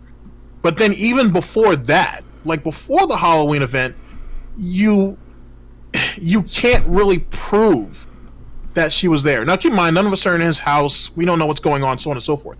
But because of how he said her schedule changed up, because of how he's constantly on his phone with this almost kind of like crazy monitoring type situation, it leads me to believe that one, the phone thing is really just a patsy. It's really just him giving the illusion that he's in contact with someone, i.e. Kat. Two, if I had to guess what's really going on his phone, because you can see it through his playthrough sometimes, when Tevin's restreaming him, he is consistently on his phone. It leads me to believe that he's actually monitoring and watching Tevin's streams. I can't prove that yet, but I'm pretty confident that's what the deal is. And one of I don't know if I'd say it's a beacon, but one of the things that tips me off on that is how Tevin says something, it becomes a meme in his chat, which we've all seen this, so none of us can deny that part. And then Phil takes a look at the chat and is like, I have no clue what that means. Why is that even being brought up? And then 10 minutes later, use a derivative of that same meme and try to pass it off and see if it'll work. And and that's few and far between, but it's at the same time, it tells me that you do know that Tevin's doing your streams. You do know what's being said, at least to some extent. And yet you try to play it off like this guy don't bother you. But it's very obvious that he does. Also, another thing is like, oh, I'm going to run a little late tonight, guys. Kat's going to be here. Despite the fact that your morning pre-stream, you said, hey guys, I need to clock out like right at this time because Kat's coming and I got to make dinner. Now we're hearing, oh, well, I don't know what the situation is with Kat. Maybe she's working a little late tonight, maybe not. I'm just going to go ahead and make something myself. Like the other night when he said I'm going to make frozen lasagna. But didn't you say that you guys are going to have dinner together? Like, you see what I'm saying? It's the little nuances and shit. The devil's in the details. Yeah. And it leads me to believe that she's been there long enough that Kat's a survivor. I'll say that. Like, I'm not sure if either one of you guys have read into the shit that's out there on her. But a little. She's a survivor. I'll just say that. She's a survivor. And with that being said, her instincts will kick in immediately, especially in a bad situation. And the more and more I'm looking at Phil, the more and more I'm getting the idea that the arrangement that you guys have, which is what this is starting to dissolve. Like the clock's ticking, and it's funny how all this begging and all these marathons and all bullshit happens when she ain't home. Because would you really want your soulmate to hear you begging to a bunch of kids online for, hours on end? Hence the reason why that marathon's not happening this week or next weekend. I don't know, Scooby. Makes one thing. So it's either he's literally reworking his whole schedule around her, or she's not there half the time. But so the time that she's not there, he has to put the illusion out that she is there. I believe that, and that would make sense because we've mentioned it a couple of times on our shit where Kat looks really, really bizarre hours. Like, Kat seems like, according to Phil, Kat's gone before Kat goes to work before he starts his morning stream, and doesn't get back until 2 in the morning. Like 12 Because Phil has said that, like, 2. he finishes around 11 o'clock his time, I think, is when he finishes.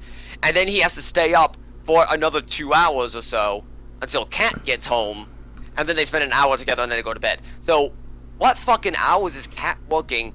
But she's working from 10, she leaves at 10 in the morning and gets back at 1 at night. Assuming that she drives, like, maybe an hour to get to work at best. 2 jobs. But then where the fuck is that money going? And then in her pocket. And she goes to the gym every other day too. Yeah, so it's just like, where the fuck is Kat all the time? Kat works 12-hour days, working possibly 2 jobs, full-time hours, because Phil stated that as well. And then she also goes to the gym. It's just like, all of these things cannot be true. No, they're not true. So either So either Phil is just grossly stupid and doesn't understand where Kat is actually being half the time, Mm-hmm. or Kat's not where she says she is. So that literally just comes down to, is Phil lying to us, or is Kat lying to Phil? Now, with that being said, is it not fair to say that the 16 grand or 20 grand or 25 grand, I don't know, every time I keep predicting a number, it ends up coming up. It makes me paranoid. Not really. But the let's say the 16 grand based, because we're supposed to get an actual number this week. Is it possible, because the theory was thrown out there that it's supposed to be for a wedding, it's supposed to be able to cover some of her past discretions back in Michigan. Is it not possible that money's actually for a car? So in turn, she has a little bit more independence, which in turn means she doesn't actually have a reason to come home right away? Maybe. Yeah. Maybe. I mean, I've heard out there that he already still has 2 cars. Yeah. Yeah. Wait, hold on, what? Yeah, you haven't heard? Oh, tell him, proper. Let him know. I So- got 2 internet lines. So he dumped out the BMW that he never did maintenance on, didn't get oil changes, and burnt the engine out. Oh, Ooh. so good. And then he went out to go and buy a new used car, which was like a 2012 like Corolla or something like that, I believe.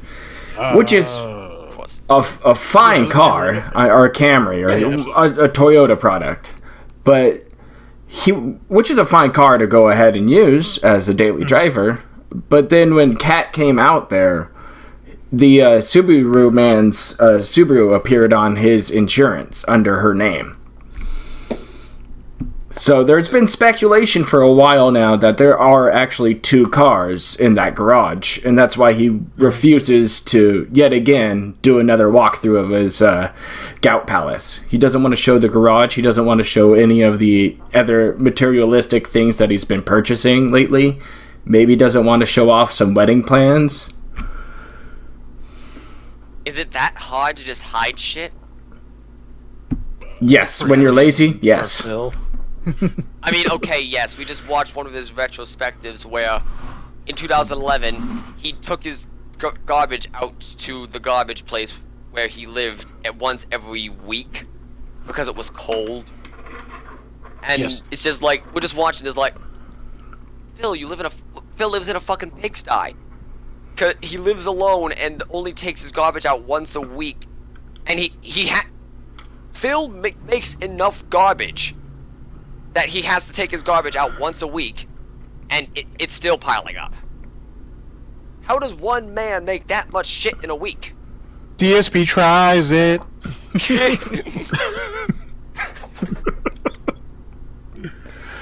So- He's an exceptional individual. So yeah, it's just like, that makes sense. Like, Phil cannot be asked to put forth any amount of effort to actually hide stuff, and would rather just not do stuff. Exactly, and that's the safety blanket. That's why he always he's constantly instilling onto the fan base that, hey, these guys are gonna pry into every little. He did it in the retrospective event. Oh, I can't show you guys anything because if I went ahead and showed you that letter to that insurance company like I did back then, oh, people would call and be like, hey, cancel my insurance, this, that, and the third. You've literally almost every waking moment of your life over the last 9+ years is online. And now all of a sudden you bring this mystery chick in that no one don't know shit about, well, at least so you thought, and all of a sudden you don't want to do nothing now. You don't even want to do DSP tries anymore, where he used to sit down at the table. You remember that with Panda and whatnot. Yeah. Now he has to be standing up in his kitchen, so you really can't see anything, or it's a little item that he has to do in his room. He doesn't want to, you know what I'm saying? Like he doesn't want it to be visible. He wants you to be in rooms that he knows that if anybody has CSI, photos of, it'll look exactly the same it did last time. He's that scared. He lets his life get consumed by detractor fear. Well, he did it on purpose. Like I said, he was able to monetize every little thing about himself for so long but he didn't expect anybody to remember. And that's, I think, one of the things that stupid. Very stupid. But that's one of the things that ends up hurting him. You know what I mean? And that it is still out. It's all still up on his channels. or there's a detractor channel you can find it on. Mm-hmm. You can't run. The only thing that we can't find, which I have somebody looking for because there's gold in them in those videos, is the time period between between 2012 and 2015, like all those pre-streams that he ended up deleting. Yeah, those got deleted pretty regularly. I mean, maybe Mr. Huth has some of them, but otherwise, yeah, finding those, you might have to do some digging on Kiwi Farms. I'm sure some of those guys have them archived. But other than that, it's lost to Galtopian history. But there's gold in those videos. There is gold in there. Like pay respects for the lost Phil videos. Indeed, because there's one thing that Tevin had said recently that has sparked my interest is when Phil ended up coming back from his week-long house hunt, which you know what that was. He had said when he said he came back, he had a problem. He was pissed off that the mortgage company wasn't giving him the okay on the loan for the house. And the reason why is because they felt that he said this, that he wasn't making enough money and his income was too volatile. Now, if you guys have been watching or just heard in my broadcast lately, I keep bringing up the fact that he, only a year after being out there in Seattle, he's trying to refinance his home, which means that his financial situation is actually worse than what we thought it was when he initially moved from Connecticut to Seattle. He must have been damn near not flat broke. He was pretty bad. He was in a pretty bad spot. Hence the reason why I need those pre-streams, because I know there's a segment that was cut off. It was in a Vic Vice video, I think it was, where Phil is like, when they did the negotiations right before he moved from Connecticut to Seattle, he basically admitted to begging them to not adjust his contract, because if not, he wasn't going to be able to get the house. He needed his income to stay the way it was, so he could eventually get approved on the house. Yeah, that's when Machinima went ahead and reworked his contract to make sure he got the house, and that they were expecting more from him, and he just got lazy. Mm-hmm. It was an interesting time, and it kind of all of that got erased for the most part. I'm sure archives of it still exist somewhere out there, and you might have to do some digging if you're really into it. But people have been following this guy for a long time just to make fun of him, and it's hilarious. I mean, anybody have any numbers they want to throw out for his magical goalpost that just tends to move week to week when it comes closer to tax season now? Like estimates, or like estimates, or what do you think he's gonna throw out? Well, what is he gonna throw out, and then an estimate of maybe a real number? I've got two estimates for what I think Phil might throw out. Option number one is my CPA came back and he told me everything's okay. It's a miracle. We did it, guys. And then he just pockets everything that he got from like Emerald 7, King Tut, everything, takes all the sympathy money he got and runs off to Disney World or some shit. You son of a bitch! Oh! Yep. Alright, fair enough. Great minds think alike. Alright, no problem. Disneyland is coming. That's that's the thing that I honestly think is gonna happen. But if Phil does give a number, I think it's going to be I've tossed around whether it's going to be higher than 20,000 to match the narrative that Emerald 7 didn't even make a dent, or whether it's going to be like around closer to the 16,000 number, just to keep it in realistic perspective. Because it's like, if you set the goal too high, nobody's going to donate because there's no reasonable way you're going to make it. And Phil is a decent con man, so I don't feel like he's going to. I feel like 18,000 is probably my safe bet. Just I feel like if he sets it to the extent of like 30,000, then he's going to be that's unattainable, and you don't want to set unattainable goals because then nobody even tries. So if people have tried for 16 grand, then he might try for something along those lines. But my personal theory is he's just going to say everything's fine, take the money and run. I'd say 20K at most for me. And then I guess I just kind of stole GTG's. Yeah, I was coming in with two separate thoughts. Like, definitely he's gonna pocket the money and run because you take what he ended up getting from Emerald 7, and then you take what his regular, well, not regular, but everything else that he made on top of that, which is something that he's really good at skewing.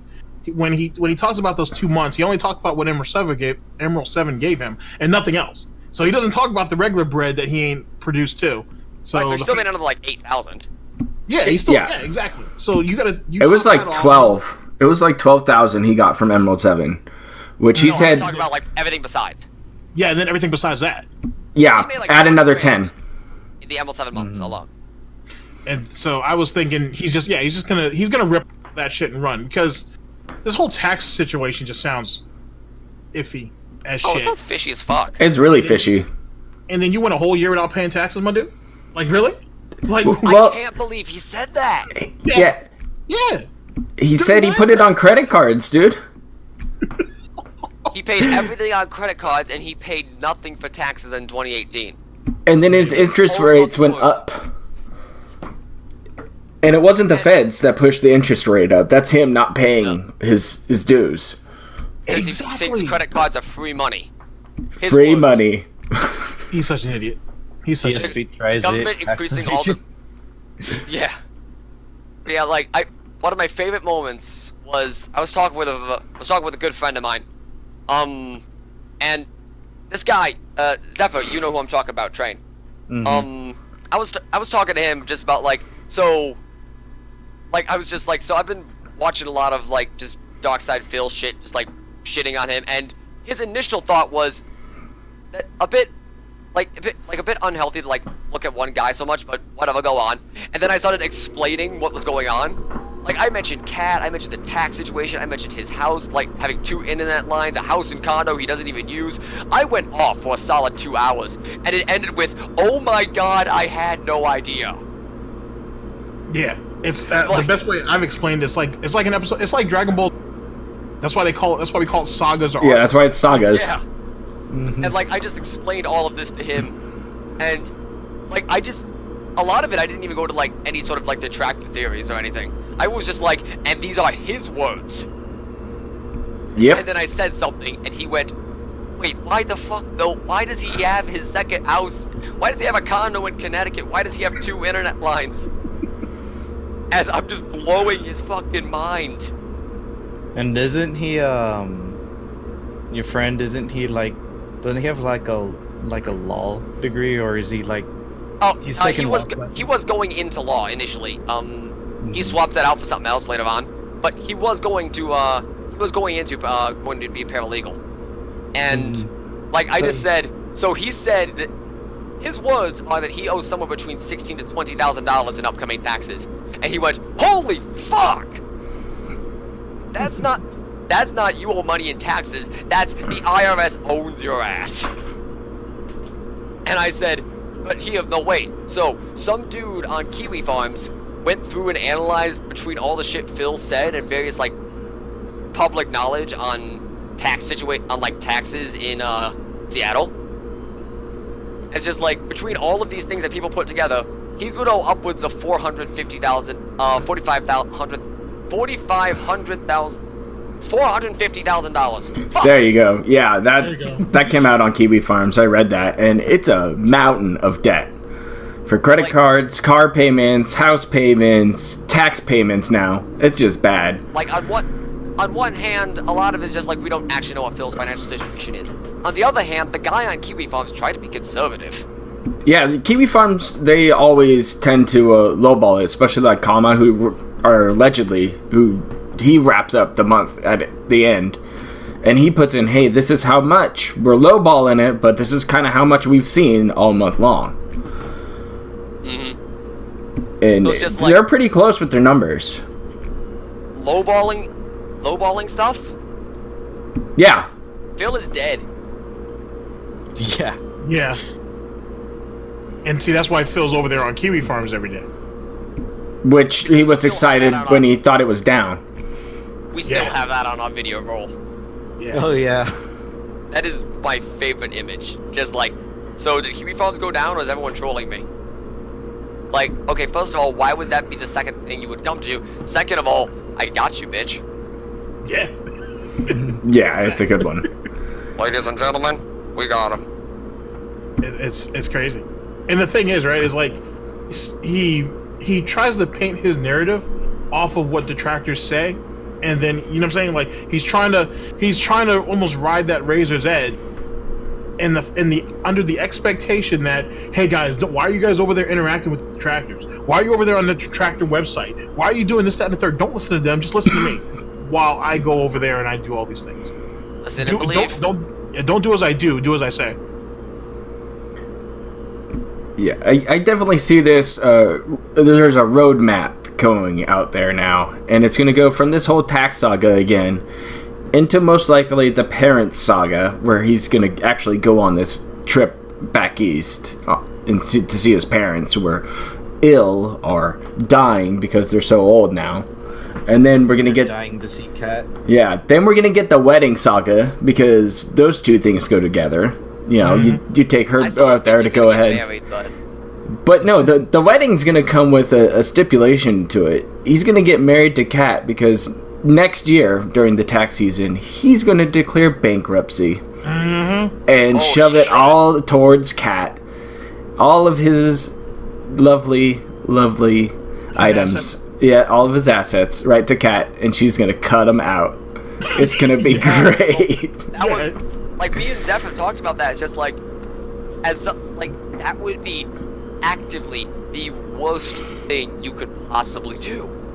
Because if Kat is just long haul gold digging, which I kind of still suspect she is, the second all that's in her name, she could take everything. And there's nothing, like, take everything material, sell the house, or possibly houses, go back to probably Michigan. Although, we don't want her. Please go somewhere else. But... Doxed. Hey, somewhere in Michigan is still very vague. It's 2 states drawn by a bridge. That's true. Yeah. So, it's just like, no one here wants her. Please keep her. But, like, I totally see just Kat taking everything and leaving Phil destitute. Because at that point, Phil goes back to his parents' house, and sure, Mommy and Daddy are probably gonna give him the house, but I have to disagree. Okay, so I can't remember. After I watched your video, right? I went back with Jackal talking his noise. I got love for you. After that nonsense with you guys and Jackal, I went and re-listened to some Age of Proper stuff, and then I had there was something Proper said that had me thinking. Right? Okay, so let's say going back to this cousin that supposedly has a drug habit or whatever the situation is, right? Okay. Wait. There's a yeah, that's deep lore. Yeah, Phil allegedly has a cousin out there who he was raised with, who allegedly has issues. We won't even say a drug problem though, even though he said it. But she has issues, yeah. But she was raised with him. Now, there's actually 2 frames of thought, because one of them came out recently in the podcast I did with G Money, and then Snorpernell, I love you, Snorpernell actually confirmed it in the video that came the next day about Phil's parents having marital problems, and that they may have actually cheated on each other. Gentlemen, this is where I'm going to throw this at you right now. This is a DIA exclusive. What if Phil's parents, or one of Phil's parents, ended up having an affair, and that cousin is actually his sister, but they raised them together, believing that they were just cousins? If that is the case, this is just one narrative. If that is the case, if anything ever happens to his parents, because Phil has 2 pieces of property, their house is going to go to her. And I think she's the older one too. And she is the oldest, yeah. So it's very possible that right there is either a child that they just had before Phil, or one of their transgressions. Yeah, one of their transgressions before him. And they just raised them as cousins instead of raising them up as step sibling. Here's the second part. What if, for example, Phil tries to sell the house after his parents pass away, and in fact the house has actually been left to her? Then he's really screwed, because if Cat ends up taking him for the gusto and runs away with all the chicken, then he has nothing. So either he has no choice but to go back to her and basically allow him to live there. But he says he hasn't talked to her in years. So either which way he's fucked. Because if Cat sells everything from up and under him, he has no choice but to go back to Connecticut and go back to her. That would actually... Go ahead, I'm sorry. No, that would actually make a lot of sense, because one thing that me and Zeph were talking about in a video, I ought to be out tomorrow, not positive. It's either one's going out tomorrow, or it's the one that's going out on Friday. But it was one of those videos where we actually talked about, like, why in the fuck is Phil not just staying in his parents' house? Like, that doesn't make sense. Unless the house isn't accessible. So, like, his cousin's there already? Yeah, like, that's what I'm going on, like, going off of what TGG's throwing out there. Like, it is entirely possible that Phil doesn't have that house. Because that's not uncommon. Like, my mom's sister, my aunt, actually lives in the house that she and my mom grew up in. Their parents actually moved way the fuck up north before they got too ill to live up there alone and actually moved down closer to my aunt. But so yeah, it's entirely possible. Similar situation happened, and Phil's cousin just owns the house where they used to live, which would make that house not accessible, and it would make it so that Phil either their parents just still live in that house and there's just not enough room for Phil and Cat to stay now, or just Phil just doesn't have access to that house. And that would even then that would make sense to why Phil would want to stay in a hotel, because even if there was room for him, his parents, and his cousin's sister, you want to be in that situation? Now let me build off that. What if Phil's parents did end up getting divorced, because in his back in time when he's actually getting ready to move Connecticut to Seattle, he says that, I need to go by my mom's house to grab this. I need to go by my mom's house to grab that. I need to go by my mom's house to get this. Oh, I mean my parents' house. Oh, I mean my parents' house. That's what I meant. I meant my parents' house. He did that a couple of times trying to correct himself. That's his weird. Parents actually have divorced, and they actually live in separate homes. And maybe the house that Phil was raised in, as Robin just said, is actually the one that the cousins actually owns, that actually lives in. And then the house that his father stays in, or whatever the case may be, that's just out of the picture. Or the condo. Or the condo, yeah. Yeah, I can see that. And that's why he can't move back into the condo then, because if his dad's already in the condo, yeah. He's running out of options. And outside of the aunt passing away, it would only, she didn't pass away there, obviously. She passed away in a home or something. You might as well keep that in the family, essentially. Phil's already paying on it anyway. Allegedly. Because it's funny how Phil keeps bringing up that he brought up that water bill, or that waste bill, or whatever it was. He said about it, he talked about it once in 2016 maybe, might have been 2017, and then only brought it up at the end of 2018. So there's this gap where he just doesn't talk about it. And then property tax and all that stuff didn't come out until the beginning of the tax saga. It makes me believe that there's probably someone that lives there. And it could be anybody, really. It could be a parent, it could be whoever. But there's a problem, because remember when the condo caught on fire and Memology made that video? Mm-hmm. So that right there kind of throws me for a loop. I'm not sure if someone actually stays there or not, because whoever it is, there's someone getting harassed because people keep printing out pictures and shit of Phil and putting it on the door. So there's that. But then there's obviously somebody there taking those things down. So who's doing that? Mm-hmm. Yeah, it's definitely somebody related to him then. Mm-hmm. Well, someone close. He has nobody close. He really doesn't. Yeah. I won't meant physically close, but he doesn't know anyone. Yeah. He already burnt those bridges when he moved out to Seattle. Mm-hmm. Intentionally. Huh, it's a great theory, and I'd love to see more of this come out slowly, because we all know that the pig roach just talks too much, Yep. and it just hurts him every single time. But that's just theory. A gay theory. Oh no. Thanks for wanks. Oh god. Well, should we end up wrapping this bad boy up? I have a little bit of adult drinking competition to go to against myself, so I gotta. It's time to start that. Nice. Best contest. I hope you win. Either way, I'm winning. Or, Yeah, guys. We can wrap this up. I'm buzzed up heavy, so. Perfect. Sounds good. well, thanks guys for coming on out here and hanging out with us in the Gentlemen's Club. We'll definitely have to have you guys back on here further down the road. I appreciate your time. Yeah, anytime. And I love your content. Open schedules.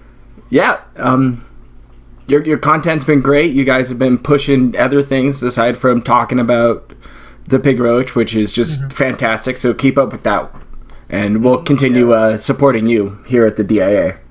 Hey, same yeah. here.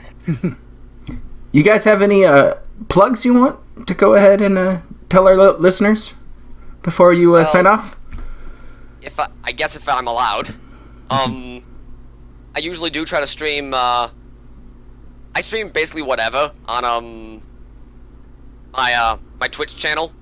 I can throw up a link. 8-Bit Misdreavus. It's the Facebook page I also run on Facebook. Oh, Got perfect. Decent following on there, like 35. I think we're at 36,000. Something like that. Oh, nice. Like it's a Facebook page, so we get like 100 people see any given post. Yeah, 38,000. 38. Wow, we've actually gone up a little bit. But yeah, like Facebook just likes to choke you for reach. Mhm. You want to talk about an abusive relationship? But yep. I usually try to stream every Tuesday, Friday, and Sunday. I'm not sure if I'm going to be streaming tonight, but if we are, then it's going to be me and Zephyr finishing Resident Evil 5. Nice. That's a fun Which game. has been fucking. That's a game that exists. Yeah. I mean, like, I personally don't like Resident Evil 5 as a whole, but like, I've always appreciated the gameplay of like Resident Evil 4 and Resident Evil 5. Capcom can make fun games, so. Yeah, it's just like it is a very. Like, I think the way I've said it was, it is a decent game, but it is a terrible Resident Evil game. Mm-hmm. Downright bad, awful Resident Evil game. It is closer to Call of Duty. Yeah, that's when I, after that game, I kind of fell out of the favor with Resident Evil for a while, until these remakes. Oh, 2 has been absolutely fantastic. The fact that we've got, like, free DLC for 2 is just dope. Mm-hmm. It's just like, Resident Evil 2 is probably, if Resident 2 doesn't get Game of the Year, then I will be surprised unless something amazing comes out. Because, like, you could tell, like, this was a passion project. Yeah. Yeah, it reminded me a lot of the work, like, the Black Mesa project brought in for what they did for Half-Life. Oh. Yeah, Black That's Mesa. true. I still need to play Black Mesa. Yeah, that was just a love letter to Half-Life. More of a love letter than Valve will ever give anything. Oof. I forget whether it was channel me and Zeph both watch Heel vs Babyface, or whether it was Jim Sterling who said what was their most recent game? Like It was that Dota trading card game, I yeah, think. it was like I want to say Evolve or something. I've never heard of it. Valve's Artifact. Yeah, that's the one. Yeah. So they were just talking about how like Valve doesn't make games anymore, and they were like, an Artifact doesn't count. Mm-hmm, it really doesn't. Because nobody wanted Artifact. Everyone was just like, Valve's making a game! Oh. Yeah, when they announced it, all you heard was just the audience go, oh. Well, you all have phones, don't you?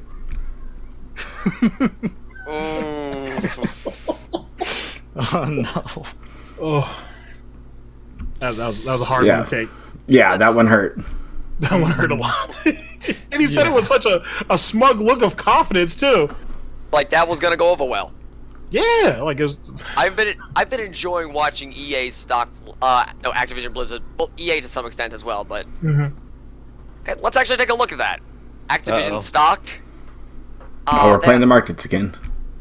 They're about this. They're holding at what they were holding at, which is they've dropped $20 since November and $40 total since like Battlefront 2. September. Yeah, September happened, and then do you guys not have phones? Oh. We're at $44.63, so they're down Yep. 40. They're down 50% from September, and they've basically been holding around that point ever since. Wow. So it's just like when you say one thing and single-handedly cut half off your stock. Mm. And yeah, tech's in a decline right now, but they're not that bad. You don't see Square Enix losing half their stock. That's true. How about you, GTU? You got anything in the works lately? Oh yeah, I have well, I don't know if I want to announce it. Yeah, I guess. I have a new channel that I started, and right now I have like a series basically that goes over, not really goes over.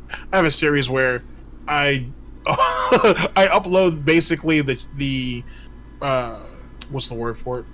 The section of his pre-streams where people give him money. And what it does is, one, you get to see the questions before Snorpernell and the Greats get their hands on it. But also, it's a way of just giving you guys an idea of who it is that gives him money and why they do it. And but the channel's main purpose is I'm going to actually go back and I'm going to deep dive, which is what I was talking about earlier, into old detractor content. Like Almighty Tevin's first channel, which is what he's streaming off currently. He has videos going back like 3 or 4 years, so I'm going to go over those. I found Argnos. Argnos is not their original channel, but Team Argnos, which is the person that was in the beef with Fred before they stopped posting. And a lot of people think that's who Snorpernell is now. I don't know either which way, but I found their channel. They have a bunch of old stuff clipped from DSP, so I plan to go over that in large compilations. And then I have some King of Hate stuff, like his old King of Hate shit, not the new stuff now. It's all boring. But his older King of Hate stuff where he actually talks about personal shit and he was very liberal about it. I plan to go over that too. So essentially I'm just starting like a whole new channel. I purposely started from scratch because I kind of miss, it's going to sound weird, I kind of miss some of the anticipation of having a brand new channel and just uploading and seeing what happens. You know what I'm saying? Like, don't get me wrong. Like, I like the channel that I have now, and I like what I guess you could say what I've built, if you will, and whatnot. Even though more people, but more often than not, there are so many people who help me with this channel. It's ridiculous, and I appreciate all that. But like, I'm actually getting a chance to start from scratch, and I'm not doing it over. It's nothing more than I just want to start over just to see what happens. That's really all I'm doing. So I'm kind of looking forward to doing that. Yeah, well, it takes more trees than one to build a forest. So I hear where you're coming from. Absolutely. What about you guys? Well, for our channel, what I've been kind of thinking, I was tossing some ideas with Robin. Basically, what I kind of want to do is, like, at the end of every week, just have a video that like recommends like different kinds of Let's Players or different kinds of streamers that either we think are worth watching, or just, you know, take suggestions from other people, and, you know, just sort of watch some Let's Players and just sort of review what these people do well and why we think they're worth the watch. Like, sort of give like an overall review sort of thing. and just sort So of like a channel review then, almost. something like that. Like we're not gonna like watch any of their videos like to record, but just sort of maybe short snippets here and there, just to throw an example or two, you know. Kind of like a highlight reel in a way. Kind of, yeah. Now, here's my question: are both of you going to do that? Well, let me reword that. Are each one of you going to come in with a channel that you both are gonna each one of you would recommend to the audience? So, like for example, Robin comes up with one. He has like a little collage or a little highlight reel of why he likes his channel, what this streamer or YouTuber or whatever the case may be does really well, and then you would do one also of another content creator. Would you do something like that, or is it more joint? I mean, that was kind of what I was thinking. Like maybe one person, maybe another person. Like maybe we do that. Maybe we just talk about one guy and just go off of that. But I feel like that was kind of what we were talking about. Okay, the reason why I thought about it is because what makes you guys work. Hence the reason why I end up giving a 5-minute shout out. I never realized it was that long until you guys told me. But Oh no, we were just sitting there like he sends me that, and I'm just like, oh. I didn't realize it was that long. But the reason why I appreciate and I really like your guys' content is because I'm literally getting to see two different coins flipping at the exact same time, right? So both of you guys, though you guys merge together really, really well. I like the fact that you're still two very independent people, right? Especially when you guys talk and give your opinions. So that's the reason why I had recommended, or not recommended, but I had asked if both of you would do that, because then we get, with each one of you bringing in one person to highlight for their content, it kind of gives the audience that much more of a feeling of you guys as individuals. Mm-hmm. That makes sense. Yeah. Yeah, that makes sense. Okay. And that was kind of why we were both talking about like keeping it mostly the two of us going off on something, but like not be afraid to do some solo stuff as well. Mhm. Like I think he was talking, like he had one idea where he was going to talk about ways to fix competitive Overwatch because it's kind of like a toxic cesspool. And there was another one where he was talking about like Resident Evil, the remake. And I've got a video that I've been working on scripting where I basically there's one part of Shin Megami Tensei 4 in particular that I'm not gonna spoil just in case, you know, spoilers for anyone on random chance, you know what I mean? Right. But it's just like I mostly just want to like suck the third act of that game's dick for 20 minutes. Because it's just like, this is one of my favorite parts of any video game ever, and I'm going to talk about it. So nobody can stop me. All right, fair enough. So you guys have, like you said, so you have this channel that you guys have together, and you guys are talking about doing solo projects also. So that's obviously that's great because, like I said, that'll help kind of flush out both of you guys as a personality. But as it pertains to that show idea, is that something that you guys might do? Like I said, both of you guys are still on that same show, and you guys are still highlighting what you guys, you know, whoever it is that you guys are going to highlight. But would you guys consider maybe not every episode, but maybe every other episode, maybe every couple episodes, that both of you guys come in and I'm going to highlight this person, you highlight that person, you guys kind of explain your reasons why, And deliver it in your own style too. I think that would add some flair to it and be a little more fun. Almost like how the guys over there at Death Battle from the old Screw Attack gang used to do theirs. I still enjoy Death. Like, I like Death Battle just because it's just like, it feels like those two guys going off of each other. Yeah, they're characters, but at the same time, it's just fun to watch them. Like, they're fun to watch. Mhm. And plus, Yeah. usually they're pretty close to how that would actually go down. Mm-hmm. I say usually because occasionally it just doesn't make sense. Like how they fused every iteration of Snake together in the Snake versus Sam Fisher fight. Oh yeah. And it was just like, that's a bit iffy. Yeah, that was a bit of a stretch there. Yeah. But most of them are pretty good. Like, But yeah. Wolverine versus Raiden is still one of my favorite fights. But yeah, I just like- think we can do that. Yeah, for sure. Nice. That means I have more stuff to look forward to watching during the week. Exactly. Fuck yeah. Yeah. and also, sorry. Oh. No, you go. Okay. I've also been since we've been streaming Resident Evil 5, you know, co-op. I've also been trying to sort of edit down the video so that it's easier to put up on YouTube. But I've also, since the first few parts are just going to be from Robin's point of view, I started recording our play sessions from my point of view so that I can sort of splice them together and just sort of switch between each point of views as it goes on. That's actually a pretty cool idea. Yeah. So when something interesting happens for me, you're not just hearing it, you can also see it too. Yeah, it's going to take quite a bit of work to splice in together. The one reason I definitely like that though is because the worst part in my mind is because at least in Resident Evil 5 proper they kind of try to keep you together. In the one DLC where you play as Chris and Jill on the way to go fight Wesker, they actively split you apart for a little while. But the worst one for me was just I'm trying to find this fucking room where you're at in order to help you with this, help you look for this item, and I literally have no idea where you are. And then Zephyr just completes an entire puzzle by his own self, fighting 3 different pieces, and I'm just like, oh, shit, okay. I'm at the end of the puzzle, so I guess I'll just wait for you. It's just so, because Zephyr recorded that part of the game, you can actually see how this puzzle is meant to be done, while Robin sits here and bangs his head against the wall for 30 minutes.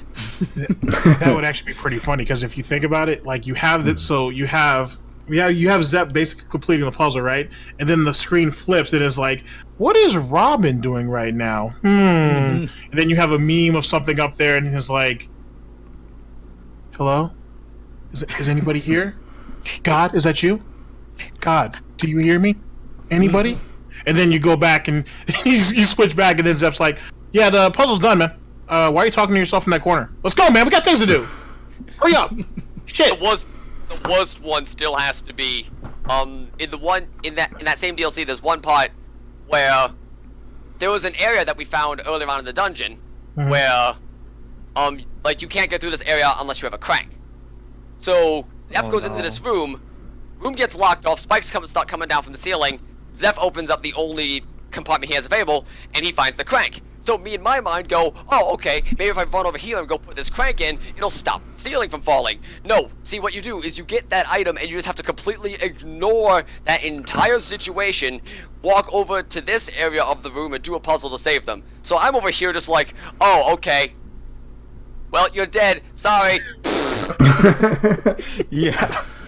And we only realized that halfway through, and Zeph was like, no, Robin, you've just killed me. Because he's already on the other side of the map. I'm halfway across to fucking England by the time we all realize, and then we're just like, oh. Guess I'll die. Your partner died! That'd be a funny sound bit, actually. Yeah, because I'll fully admit that Zephyr is usually better at video games than I am. The worst one, we're trying to save Jill, and Zephyr's like, you need to shoot the ruby on her chest when I have her locked in place. And the last time I missed with my pistol and just shot her in the shoulder. So me and my brain goes, oh, okay, so I'm obviously having a little bit of a hard time hitting her. Maybe increasing my, effective hit radius would be a good idea. Takes out shotgun. Perfect. Surprise, surprise, Jill fucking died. And he's just like, what the fuck? And I'm just sitting there like, okay, in theory, my logic was there, I just failed to consider every other variable involved. When I hit the ruby... I'm really looking forward to watching that. That's gonna be funny. Right? That's gonna be good stuff. I think the VOD might still be up on my Twitch, but then you have to sit through a whole fucking VOD, and I understand that. Yeah, that's why I'm sort of editing it down a bit. For sure. God, that was fucking funny. Well, perfect. Thanks again, guys, for swinging by today and joining us. It's been a blast. Thanks for having us, man. It's been one of the better podcasts, I think, that we've pushed out so far, and makes me want to keep doing them. Well, I appreciate that.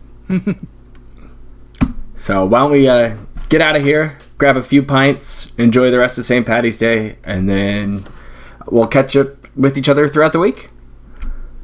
All Cheers, right, bitch. sounds good. Take care, guys. Perfect. Yeah. Cheers, gentlemen. Have a good one. Be safe out there, guys. Take it easy.